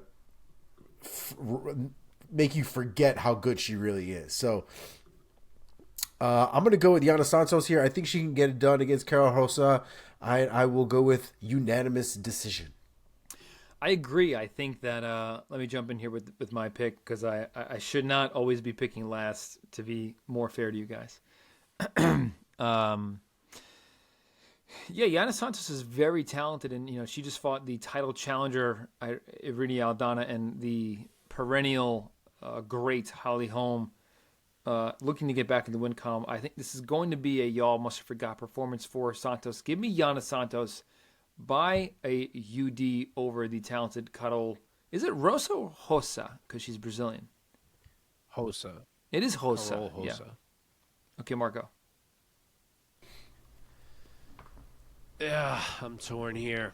I'm never super sold on either one of these women. Though I don't think either's bad either. They're both like, I feel like any given night they can win or lose. These two, 3 inches of height and 1 inch of reach on the Santos side. She is someone who will surprise at times in physical matchups. So I could see her doing that here and kind of just being stronger than you think in these physical exchanges. But if I got to make a pick, I think I'm going to lean Rosa. She is good in the clinch, and I think she can kind of just outpoint Santos in the boxing. So I will go Rosa UD.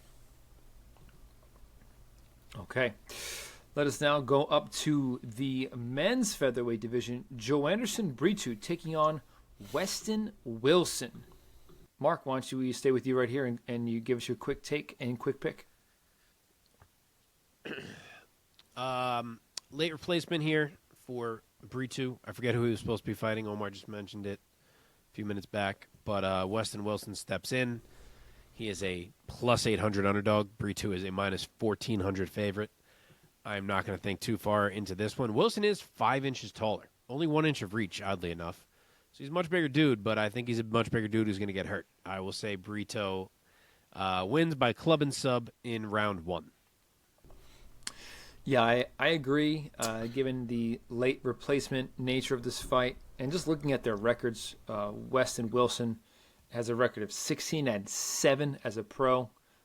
Coming into the UFC already with 7 losses on his record, taking on a guy as talented as a Joanderson Brito. I agree. I think I'll say Brito puts him away. I'll say he gets another third in a row, first round finish. I'll say TKO round 1. Omar, you go.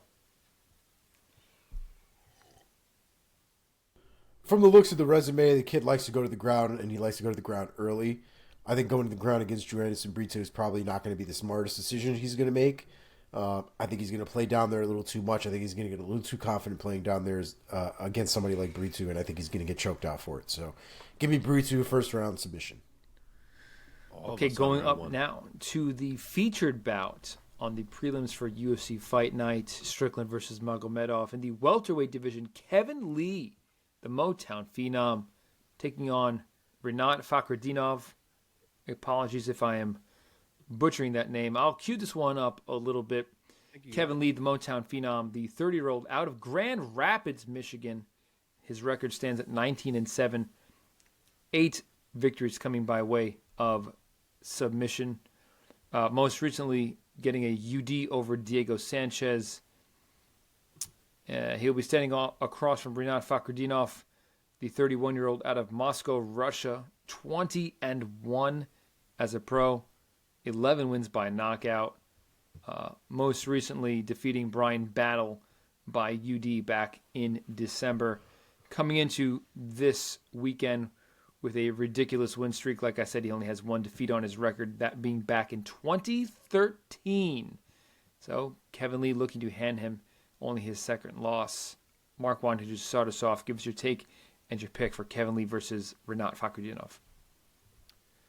All right, I'll give you the odds for this one, too, since it's, fairly important. Rinat is the favorite. He's minus 200, and Kevin Lee is plus 170 as the dog. So 3 inches of height for Rinat, but 3 inches of reach for Kevin Lee. He's notoriously long for anyone who has been watching long enough to be familiar with Kevin Lee.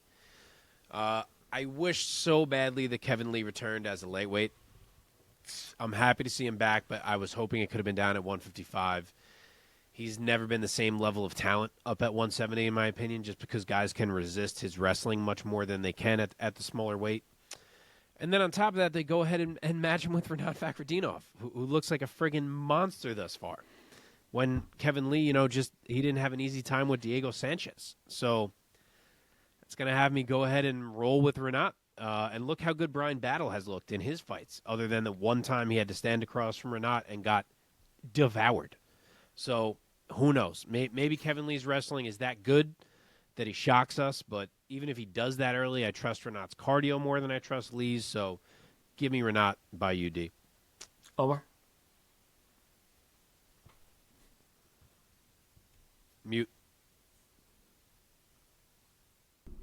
Yeah, I actually think that Fakhretdinov is going to out Kevin Lee. I think we're going to see Kevin Lee on his ass quite a lot in this fight. And Kevin Lee has a real problem when he's on his back. He's at a real disadvantage in that situation. When he's on top, it's a different story, obviously. But when he's on his back, he's not great. And I think Fakhretdinov is going to put him down there any chance he gets. And I also think the striking goes in Fakhretdinov's favor as well. His striking is really goddamn dynamic. His kicks are really goddamn good. And I don't have any confidence in Kevin Lee. Kevin Lee, like Mark said, barely squeaked out this Diego Sanchez win, right? Like, Diego Sanchez at the end of his rope, he couldn't get him out of there. Other people are throwing fucking Diego Sanchez out of there, and, he's barely finishing the fight. Supposedly his knee blew out or something in that fight. I guess there was something that happened to him, supposedly. But I don't know. I don't see this going his way at all. I don't see the wrestling working for him. I don't see the striking working for him. I think this is a terrible matchup for Kevin Lee. So give me Fakhretdinov by unanimous decision. Very tough fight for Kevin Lee at 170 pounds. I mean, how do you not go with Fakhretdinov right now, given this point in his career and this point in Kevin Lee's career, this being his second stint in the UFC? Totally agree with Mark. I so wish he was at 155. I see him so much more as a lightweight. He's only 5'9" tall. I just don't think he has the size to compete at welterweight in any significant way up into the rankings. Give me Renat. I'll go knockout or TKO in round 2 in favor of the Russian. Okay, let's move on up into the main card of UFC Fight Night. Strickland versus Magomedov, going down once again at the UFC Apex in Las Vegas. Here we go. A couple of prospects taking on one another in the middleweight division. Bruno Ferreira, the Hulk, taking on a debuting fighter from Uzbekistan, whose name, it being his debut, I have full reign to butcher. Nursultan Rusbiov. I love that his nickname, according to Sherdog, is just Black. Here we go. Bruno Ferreira, the Hulk, the 30-year-old out of Curitiba, Brazil, undefeated, 10-0, 7 knockouts, 3 submissions. None of his 10 wins have gone the distance. Most recently, after winning by TKO on Dana White's Contender Series, he is now 1-0 in the UFC, officially defeating Gregory Hobokop Rodriguez by knockout in the very first round back in January of this year. Standing across from the Uzbek Nursultan Rusbiov, the 29-year-old out of Uzbekistan. His record stands at 34-8, 12 knockouts, 20 submissions for the Uzbek. He is riding an 8-fight win streak coming into this weekend. Omar, start us off. Give us your take and your pick for this middleweight clash. I think it's a great fight. I think the real interesting thing here is the way that these guys seem to finish. I don't know much about Black. Are we just going to call him Black? Let's just go with it for now. We'll go with it for now. But the Hulk, we've seen him against Hobokop, and he absolutely destroyed Hobokop. When he did destroy Robocop, that was a good fight up until that moment. But we know he's got the power. We know he's got the hands. I think the Hulk is probably the most apropos name for him with the amount of power that he's got in there. And Ruzaboyev is going to look to, I'm assuming, do a lot of the same. It's hard for me to pick a fight not knowing exactly what this kid has done and seen any of his skill set. So I'm going to go with Bruno Ferreira just because I've seen him win. I've seen his skill set, and I do like him. So I'll go with Bruno Ferreira here. I do know one thing. This is going to be a finish. I don't think this is going to go to the cards either way you stretch it. So I will go with a round 1 KO finish. Mark? So Ruzaboyev has a 6-inch height advantage, which is pretty huge. I'm not sure on the reach. I don't see a reach listed anywhere for Ruzaboyev. But it's definitely going to be mixed martial arts from him versus hammers from Bruno Ferreira. But fuck it. Let's be fun. I liked the way Ferreira looked in his debut. He is undefeated. He is a beast of a man. And I will say that he can get Ruzaboyev out of there. Plus, it's an EV. It's not an OV on this man's last name, so you feel a little safer making this pick. Give me Bruno Ferreira, round 2 knockout. Sure. You're taking Ferreira by knockout round 2? You looked like you were talking, but you're muted. What happened? It looked like you were saying something maybe, but you were on mute. Were you saying something? I was giggling. Oh, okay. I saw your mouth. I know that on some of these sports betting websites you can find bets for almost anything having to do with the contest. I feel like the bet for this one that has to be like fight that will not go the distance. The judges will probably take a bathroom break during this fight because they will not be needed. It's worth noting that for Ruziboev's 8-fight win streak coming into this weekend, all 8 wins, first-round finishes. Also, for Bruno Ferreira, of his 10 victories, only 2 of them have gone out of the first round. And both of those fights ended in the second round. 8 of his 10 victories were finished in the first round as well. So this one is going to be fireworks. And fuck if I know. I'll roll the dice and I'll be different. I will take the Uzbek coming to the UFC. People are going to be like, who the hell is that guy? Who is going to get the first round finish over the very, very dangerous Bruno Ferreira. I'll say he gets it to the ground and gets a win by submission over the Brazilian in favor of the Uzbek. Black. Surely his nickname is not Black. It's probably whatever is the Uzbek word for black. Yeah, I bet. All right, let's go on here. Plenty more fights in the main card. A nice 6-fight main card for this UFC Fight Night. Okay, in the lightweight division, one of the Bonfim brothers, who are both taking the UFC by storm, is now featured on this main card. Ismael Maheta Bonfim taking on, is it Benoit or Benoit? I always forget. Benoit. It is Benoit Saint-Denis, the God of War. Benoit Saint-Denis. Yeah, out of Paris, Francais. I suck at French. Let's cue this up real quick. Ismael Bonfim, the 27-year-old out of Brazil, 19-3 as a pro, 9 wins by knockout. Has a hell of a win streak coming up. I'm not going to count right now. It is many, many fights. It looks like it's close to 15 fights in a row that he's won coming into this weekend. Most recently, finishing the very talented and very explosive Terrence McKinney by knockout via flying knee in the second round back in January. He will be standing across from Benoit Saint-Denis, the God of War from France, 27 years old, 10-1 as a pro with 1 no contest. 8 of those victories coming by way of submission, riding a back-to-back win streak coming into this weekend. Most recently, finishing Gabriel Miranda by TKO in the second round back in September of 2022. Mark, start us off. Give us your take and your pick of Saint-Denis versus Bonfim. All right, so Vegas is just as high on Bonfim as the rest of us are. He is minus 335. Benoit Saint-Denis is plus 255 as the dog. There are 3 inches of height and 2 inches of 3 inches of height and 2 inches of reach on the Saint-Denis side of this. And I really like Benoit Saint-Denis. The guy is a warrior, and against a different type of step up, I may have rolled with him, but not doing it here. Ismael Bonfim looks fantastic. He was hyped pre-UFC. He delivered on the hype, and he's not terribly dissimilar from Elizeu Zaleski, who already worked Benoit Saint-Denis in his debut. So now, granted, that was at welterweight, and we're down at lightweight here, but I think the skills of Bonfim are similar to those of Zaleski, and I think they're going to shine here more than the toughness of Saint-Denis.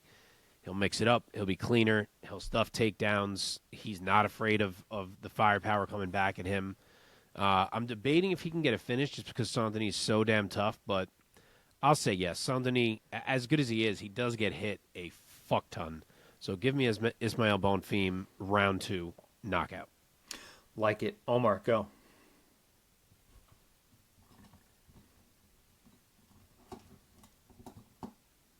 Omar, you're muted. You guys are struggling with the old mute button. Yeah, dude, I have some allergies I'm working through, so in order to prevent blowing up these microphones, I'm going in and out here. But the Bonfim brothers, I'm a huge fan of, man. I think they're absolutely fantastic. I think they're super skilled. I love their striking, and I have no intention of picking against him. So I will be going by Bonfim brother A by KO. I'm going to go round 1 for KO. Handing Saint-Denis his first finish loss of his career. But you know what? I'm going to agree with you he's only 10-1, so he's still relatively new in his career. He's only 27 years old. I agree. I think that this fight is going to be fucking bananas for as long as it lasts. But I'll go with the talent of Ismael Bonfim getting it done. I'll say first round TKO finish for Ismael Bonfim over Benoit Saint-Denis. Let's go. Here we go. Women's flyweight, Ariana Lipski versus Melissa Gatto. So Lipski, the queen of violence, fighting out of Curitiba, Brazil, 29 years old, 15-8 as a pro. 9 of those wins coming by finish, most recently getting a UD over JJ Aldrich back in March of this year. Melissa Gatto, her opponent, the 27-year-old, also out of Brazil, 8-1 with 2 draws. 6 of those wins coming by finish, knockout or submission. She's looking to get back in the win column after losing a decision to the very talented Tracy Cortez in May of last year. Omar, start us off this time. Give us your take and your pick of Gatto versus Lipski. I think it's a very interesting fight. I keep having this thought that Gatto will be able to get this fight to a position where she can take advantage of the ground, whether that be ground and pound, whether that be a submission. I just see Melissa Gatto edging out certain positions to give her a certain advantage. But I think this fight will be very close. With that being said, I'm going to go with Melissa Gatto here, and I think she can pull out 2 rounds out of the 3. So I'll go Melissa Gatto by unanimous decision. Mark? Melissa Gatto is the favorite. She's minus 240. Ariane Lipski is plus 190 as the underdog. 1 inch of height for Lipski, but 2 inches of reach for Gatto. This is a tough one to call, and I actually think it's a lot closer than those odds suggest. I could see it going either way. I could see Gatto kind of having success from the range. I could see her getting on top and winning from there. But I think I'm gonna go for the upside here. I'm gonna say that Lipski can stuff some takedowns and make this fight ugly. If it's a cleaner fight, less of a hectic fight, Gatto wins it. I think if Lipski can ugly it up a bit, have some phone booth moments, be the queen of violence, I think she can get it done. So I will say Lipski wins a. Ooh, do I want to call it a split? I do. I will say Lipski split decision. Yeah, tough one to pick for me as well. I'm quite a bit torn on this one. The decision maker for me is that Lipski has been finished with strikes 4 times in her career. So it's close for me, but I'll say that in one of those firefights, Lipski gets caught. I think she's a little bit more susceptible to the damage, and she gets finished, I'll say, in the 3rd round. TKO for Gatto. I don't see it being a club and sub. I think Lipski's ground game is too good. So I'll say she finishes her with a rapid succession, a flurry of strikes on the ground, and she gets her out of there. Okay. Welterweight division. Oh, let me cue this up real quick. We have Max Payne Griffin taking on Michael Morales. This should be a fun one. Max Griffin, the 37-year-old out of Sacramento, California, 19-9 as a pro with 9 knockouts on his record. Most recently, defeating Tim Means by split decision back in October. Michael Morales, the 23-year-old out of Ecuador, undefeated coming into this fight, 14-0, 12 of those wins finishes, most recently TKOing Adam Fugit back in July of last year, about 1 year ago. Excited to see Morales back in the octagon this weekend. Omar, start us off. Give us your take and your pick. Yeah, man. I really like Morales. How Morales has been spending his time in the UFC. Finish over Trevin Jaws. Finish over Adam Fugit. Max Griffin is one of those guys that's kind of high and low. He had a fight with Tim Means that was a good fight. I can't remember if I thought he won that fight or not. I do remember it being a close fight. But there's just something about the cleanness of Morales that I really like, and there's something about the inconsistencies of Max Griffin that makes it difficult for me to pick. I'm going to go with Morales here, and I think Morales can take him out, man. I think he can touch him right on the chin. I'm going to go with KO round 2. Like it. Mark? You're going last every time again, huh? I see what you're doing.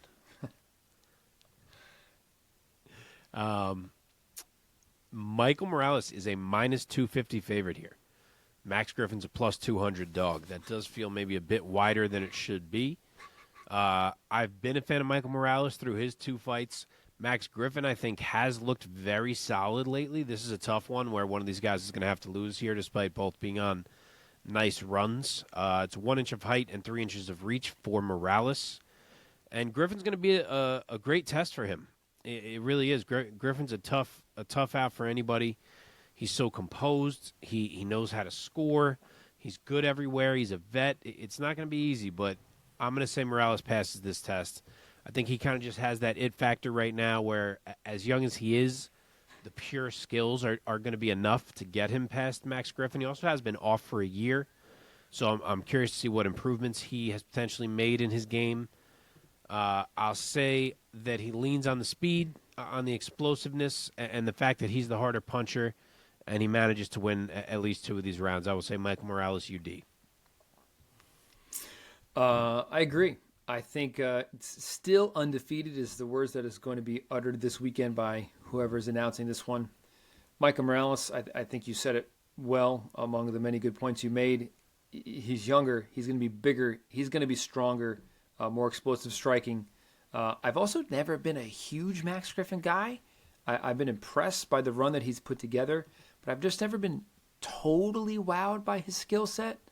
That being said, Michael Morales, 23 years old, he's a bit of a up and comer, man, and quite impressive stuff coming from him.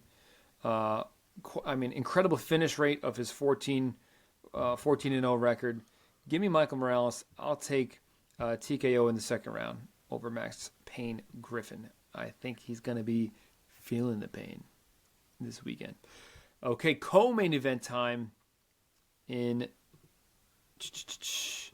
the lightweight division. We have Damir Ismagulov taking on Grant Dawson, a fun one in the 155 ranks.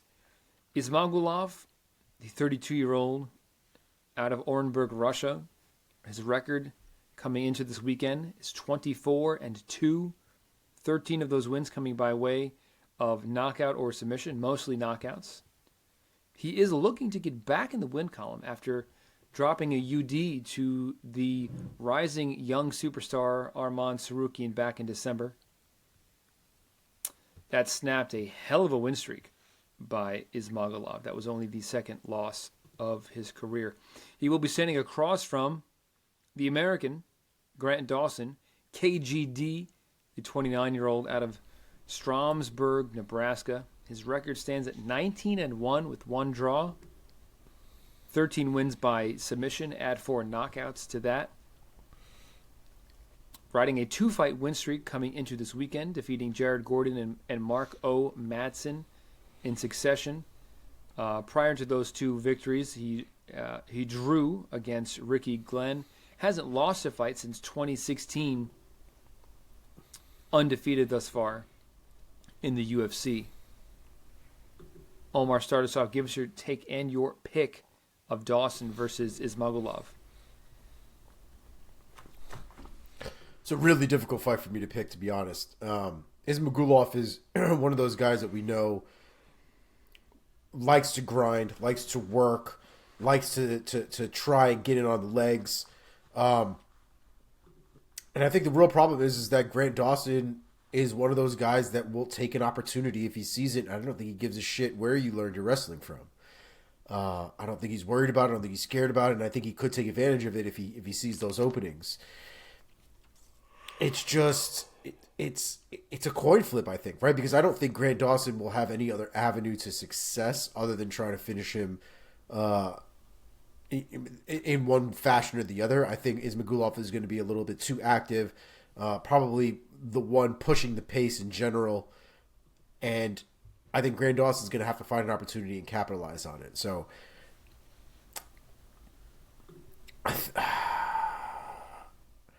I'm going to go with Grant Dawson. I'm going to go with Grant Dawson. I think he might be able to pull it off. Fuck you, Mark. Don't judge me.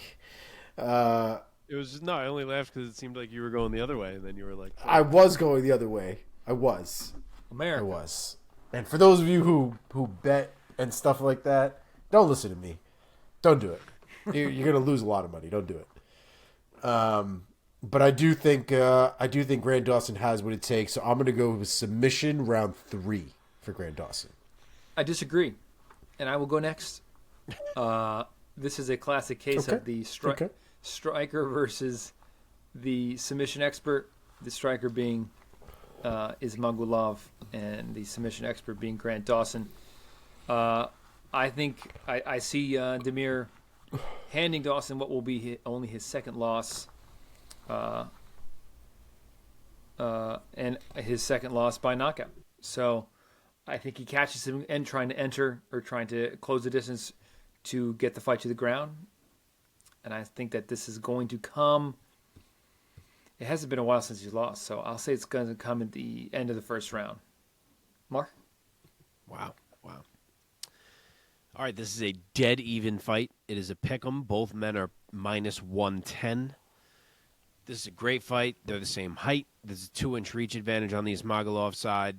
And I was a bit torn when I first started thinking about this. But I agree with what Omar said, even though he then picked Grant Dawson. I think for Grant Dawson to win this fight, he has to out-grapple Damir Ismagulov. And any other scenario means Damir is probably going to win this fight. And I just don't know if he can do that. Like, I don't know if he can do the typical Grant Dawson things to Damir. And if he can, we're going to have to start accepting that Grant Dawson's very good. Because, like, remember the way Damir scrambled against Arman Tsarukyan. And, like, yes, Arman beat him and won most of the rounds, but he could barely even hold Damir down. Like, he was getting up miraculously against Arman. So, as much as I like Grant Dawson, I've been high on Grant Dawson, I don't think he can hold Damir down either. And I'll be really impressed if he does. And on the feet, I think it's going to be all Damir. And I also trust his cardio more. I think he's going to be picking apart Dawson with the jab and just generally outpointing him. So I will say Damir Ismagulov wins a UD. Okay. With that being I said, can't decide which way I want to say his name. I rotate between Ismagulov and Ismagulov like every sentence that I say. Yeah. I don't know why. Probably somewhere in between. Okay, with that being said, it is main event time. UFC Fight Night Strickland versus Magomedov. Yeah. Sean Tarzan Strickland taking on Abus Magomedov. I'll start this one off. It is a middleweight fight of huge consequence for both of these men. Sean Strickland, the 32-year-old out of Anaheim, California, coming into this weekend. He has a very impressive record of 26 victories with 5 defeats, with 10 knockouts. Add 4 submission victories to that. He's never been submitted, and he has been knocked out only twice. After getting knocked out for that second time against Alex Pereira, he then lost a very close split decision against Jared Cannonier, a fight that I actually thought that he won. And then he got right back in the win column against Nasruddin Imavov back in January. He is quite the veteran in the UFC at this point, having fought at welterweight and then moved up to middleweight. Has been very successful at middleweight. I have not tallied up his records in both divisions thus far, but he has certainly made a name for himself at 185 pounds. Very different kind of fighter that he will be standing across from. Abus Magomedov, the 32-year-old out of Russia. He will be coming into this weekend with a very impressive record as well, consisting of 25 wins with 4 defeats and 1 draw, 14 wins by knockout, another 6 wins by submission. He's riding a 3-fight win streak as a pro and is 1-0 thus far in the UFC, winning by very impressive fashion by TKO with a front kick right up the middle against Dustin Stoltzfus in the first round in only 19 seconds, he getting his first UFC victory by TKO. So we have a long tenured at this point UFC vet taking on a newcomer who shined in his UFC debut. I will go first this time for the main event to even things out. I think given the attributes of Magomedov, even though I feel like there's a lot more unknowns, and I could definitely have some egg on my face with this one, because Sean Strickland, he got knocked out by Pereira. I think he beat Cannonier in a very close fight. And then he had another vintage Sean Strickland performance against Ivanov, which I was very disappointed in Ivanov because I thought that Ivanov possessed the attributes, the size, and the striking prowess and the power to give Sean Strickland fits. But Sean Strickland, props to him, man, because he finds ways to make the fight, his kind of pace, his kind of style of fight. Crowding guys, pressuring guys, with that weird sort of hands down around his chest stance, just sort of slowly plodding forward. He's good everywhere. He has decent power. He doesn't have like go to sleep power, Sean Strickland, but he has thudding power. He's good enough on the ground to nullify those kind of attacks. That being said, I was incredibly impressed by the 19-second TKO victory from Magomedov. Given his size over Sean Strickland, I see him giving him fits, and I'm going to say that, I'll go out on a limb here, picking first. I'll say that Magomedov finds a knockout victory over Sean Strickland in the second round. Who would like to go? I'll go. Odds are pretty close. Strickland is minus 150 as the favorite. Magomedov is plus 125 as the underdog. 1 inch of height and 2 inches of reach on the Magomedov side of things. I'm not ready to do this. It's very, very hard for me to pick Abus Magomedov. We've seen him for 19 seconds in the octagon. Yes, we've seen him in the PFL, but there was not even any wins over huge names there to necessarily hang your hat on. He lost to Lewis Taylor over there. Yes, the record is great. Yes, the skills are obvious. But, I mean, we are really jumping up the rankings here. I mean, a lot of people, as you said, just thought Sean Strickland beat Jared Cannonier, who at this point is the third best middleweight in the world, if we're not counting Pereira as a middleweight anymore, and who just looked incredible against Marvin Vettori. So I'm not sure how I can make myself believe without seeing it that Abus Magomedov is this good. And maybe it's going to happen, but I'm not ready to make that pick. Does Sean have to be careful in the first 5 minutes to not get caught?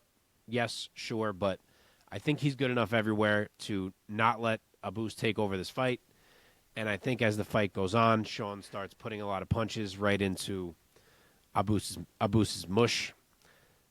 Give me Sean Strickland 48-47, maybe even 49-46 by UD. They're the same age, too. It's not like Magomedov is some young stud.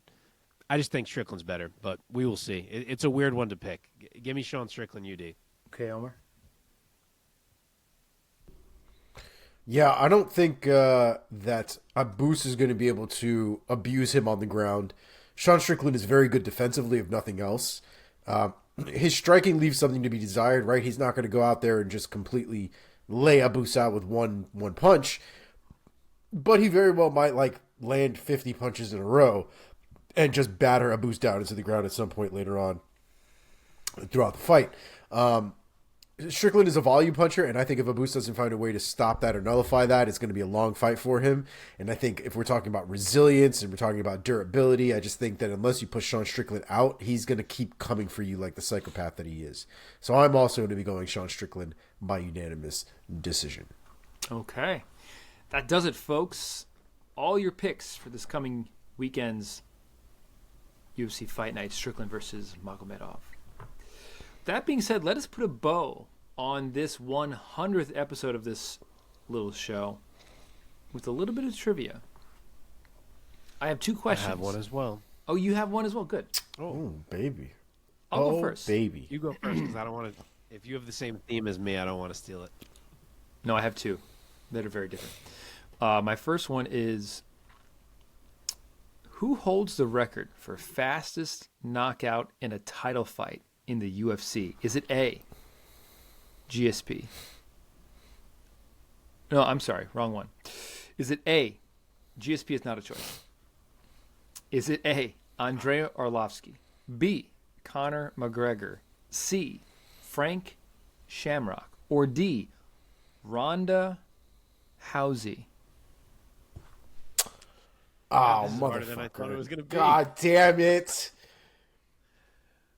At first I was like, oh, it's Conor, right? And then he said Ronda, and I said, shit. Who holds the God, it record for feels like fastest it's gotta knockout be in a Conor. title fight in the UFC? Fastest knockout in a title Arlovsky fight. had a really quick one too.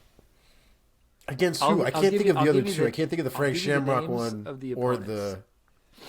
I'll give you the names of the opponents. These were all in title fights, obviously, given the question. Andrei Arlovsky Triggers in memory. knocked out Paul Buentello at UFC 55. Ah, yeah, that's. Oh, Conor. yeah. Conor knocked out, of course, Jose Aldo, UFC 194.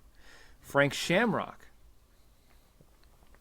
knocked out Igor Zinoviev at UFC 16, defending his having light a hard heavyweight time title at remembering the that. time. I definitely And watched Ronda, it during of the course- pandemic, but it's not coming to me. And Ronda knocked out Alexis Davis at UFC 175. Yeah. The Buentello one. So now the question. I remember that. It's a good question. I'm pleased with myself. I'm just gonna say Conor. I can see it so vividly in my head. It was quick as shit. If someone else's was quicker, good for them. But I'm just gonna say Conor. You know This was what? all- I feel like it's not Conor because I feel like we would hear him say that all the time. So I now feel like might it's actually Ronda. change my pick. Well, because the one that was I feel like even faster was the Kat Zingano one. I felt like that one was like fucking 5 seconds. That was a submission. Yeah, this is knockout. Oh, This is I these got knockouts. you. I got you. Right. That was a gnarly submission. That was a gnarly submission. I'll say Arlovsky. Fuck it. Go Arlovsky.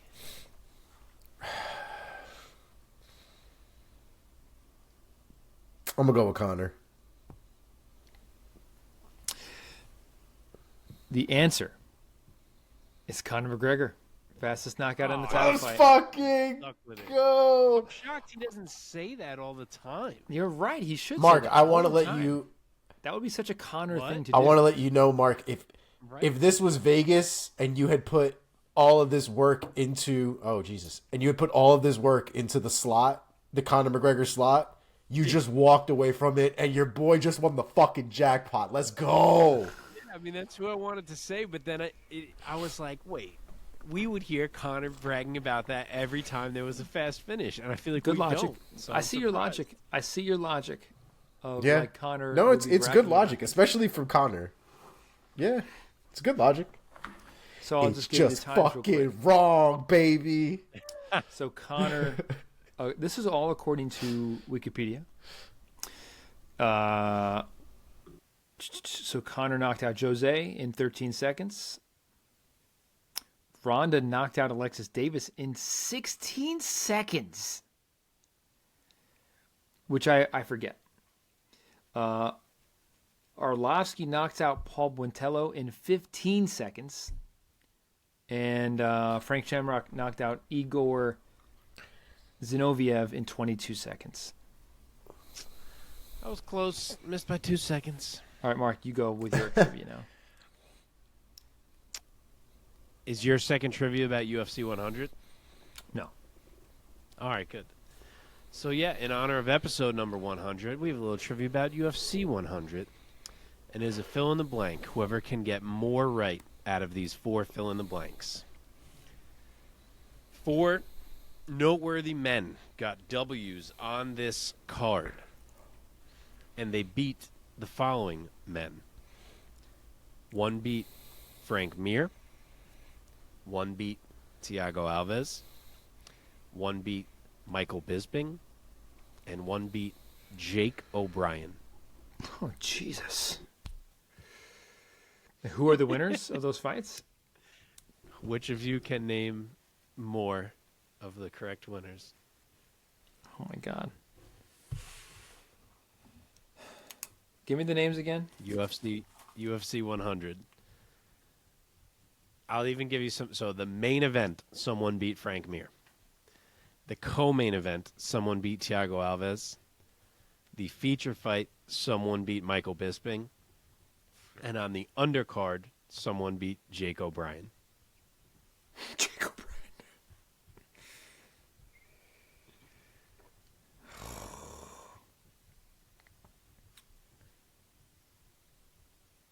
I'm sorry, Jake, but I don't even remember you. Dude, all I could think about, I feel like all I could think about too in that card, at least from that poster, is GSP. That's the number one thing that rings in my head anytime I think about UFC 100 is GSP. And I don't even really remember now off the top of my head who GSP was fighting. Dope.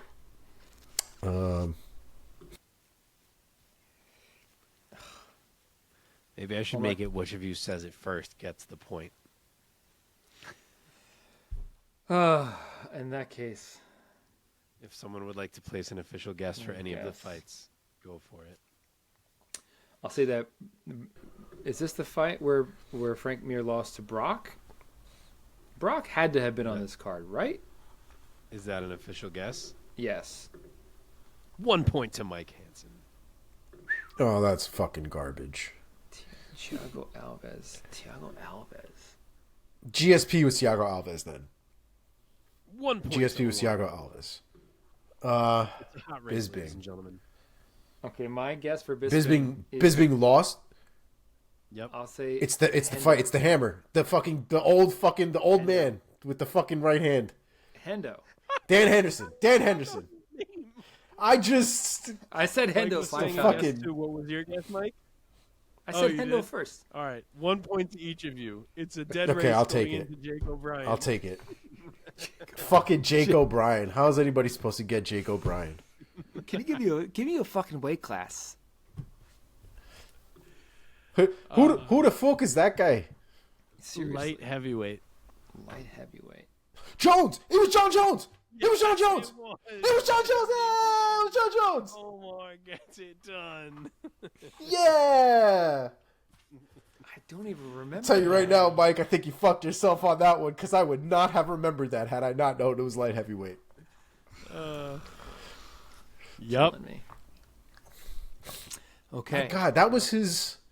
I thought you guys would think of Brock right away because we were having that conversation when they merged with the WWE of how Brock has fought on 100 and 200, and so has Jim Miller. And would Brock ever come back to fight on 300 with Jim Miller? Disappointing. No, Brock was the first one that my brain went to. Yeah. What a card. Those top great three card. fights. That was a great Okay. card. Omar, do you have trivia? I do not. Terrible. What a Here's my terrible last person trivia. Omar is. The last trivia question of the first 100 episodes of And New MMA Show. This is a question for Omar only, but Mark has to participate. Because in a way, that's odd. In a way, it is Mark's answer. oh. I'm so excited. All right. Okay. I'm so, All right. so excited. Omar, what is Mark's favorite of Mike's impressions of fighters? Is it A, GSP, B, Francis Ngannou, D, Tyson Fury? What did I say? C, Tyson Fury, or D, Joanna Jędrzejczyk? Sione and Jacek, 100%, without a doubt. Mark? That's 100% correct. For those of you who are just... Oh. There it is. There it is. There it Oh, is. hello. It's not even a question. wasn't even a question. It wasn't even a hard. That was the easiest trivia question he's given us so far. I didn't even need to think about that. Man. I love when he says her name. When he just goes, "Oh, I got it." He sounds like a little no-no when he does it. Oh, I got to make you the pasta. Probably not my most accurate impression. No, but probably it's not. the essence, To say the essence least. of you. Oh, Lord. It's the essence of Ivana. It's great. Is it? Was that the essence we were going for? Oh, What is it's okay. It's a little bit. Omar has also offered some pretty spot on impressions, right? I think Omar does a great impression of a generic Brazilian like Muay Thai guy. Oh hey, oh hey. Oi! He's to the kick. Oh, you know, I like Amanda's shit. I had a fighty. I had to go to fighty. Anderson Silva had some gold ones as well. Oh, he was good. He was a good one to do impressions of. Guys, he's normal. Guys, I'm here for fight. I'm just here for fight. Guys, he's normal. Those were good times. He's normal. He's normal.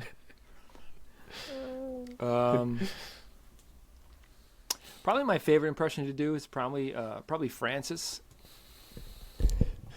Because for Francis, you have to get so relaxed. That can't be it. Francis. Okay. We're losing followers every second. Losing viewers by the second. We're just We need to get moments off. from We need to getting get off canceled now. on this show. Fuck, you beat me to it, Mark. I should say welcome to UFC. Who's that guy? Was he like a soccer player that she just like put out a video of? He's like the this I think super famous soccer player. He's a Spanish soccer player that went to support Ilia Topuria, I believe, and somehow ended up on video. young. Yeah. Not really sure what that was about, but She was like, "Welcome to UFC." that was your best one yet. To be quite honest, that was the best one yet. My best Ivana so far. Yeah, that was good. For me, it was the worst. But in terms of accuracy, Welcome to the UFC. It's only getting better from here, guys. Okay, that does it. we have to cut this thing. Let's cut ourselves off, guys. 100 episodes in the books. I can't believe I've sat through 100 of these with you two lugs. Yeah. But it's been fun so far, and that's it. The series is over. We'll never do this again. That's it. Go home. Just kidding. We're done. See you next week for 101. Enjoy the fights this weekend, folks. Very nice. It's business as usual. Back to business. We won't celebrate again until episode 200. Just kidding. We'll probably celebrate when we're hit our 2-year mark, which will be very soon. Yeah, probably in a month or so. Any parting shots? Episode 100. Last reflections until we move on. That's it. People who listen every week, we appreciate you, especially if you have been here from the beginning. I don't know how many of those there are. But if that is you, thank you. Tell people you know. We need some more subs. We need some more love. Click like. Leave a comment. Always leave a comment, whether you agree or disagree, as Mike always says. And, yeah, we'll see you next week. Yeah. If you guys have any ideas for the show, any things you guys would like us to see, like us to touch, like us to cover, definitely let us know. We might not do it, but hey, you never know. We might do it as well. So you never know unless you give it a shot. So if you got anything for us, definitely drop a comment and let us know. Awesome, guys. 100 episodes. Congrats. You guys are the best. See you next week. Boom. You are. Peace. Peace. Dude.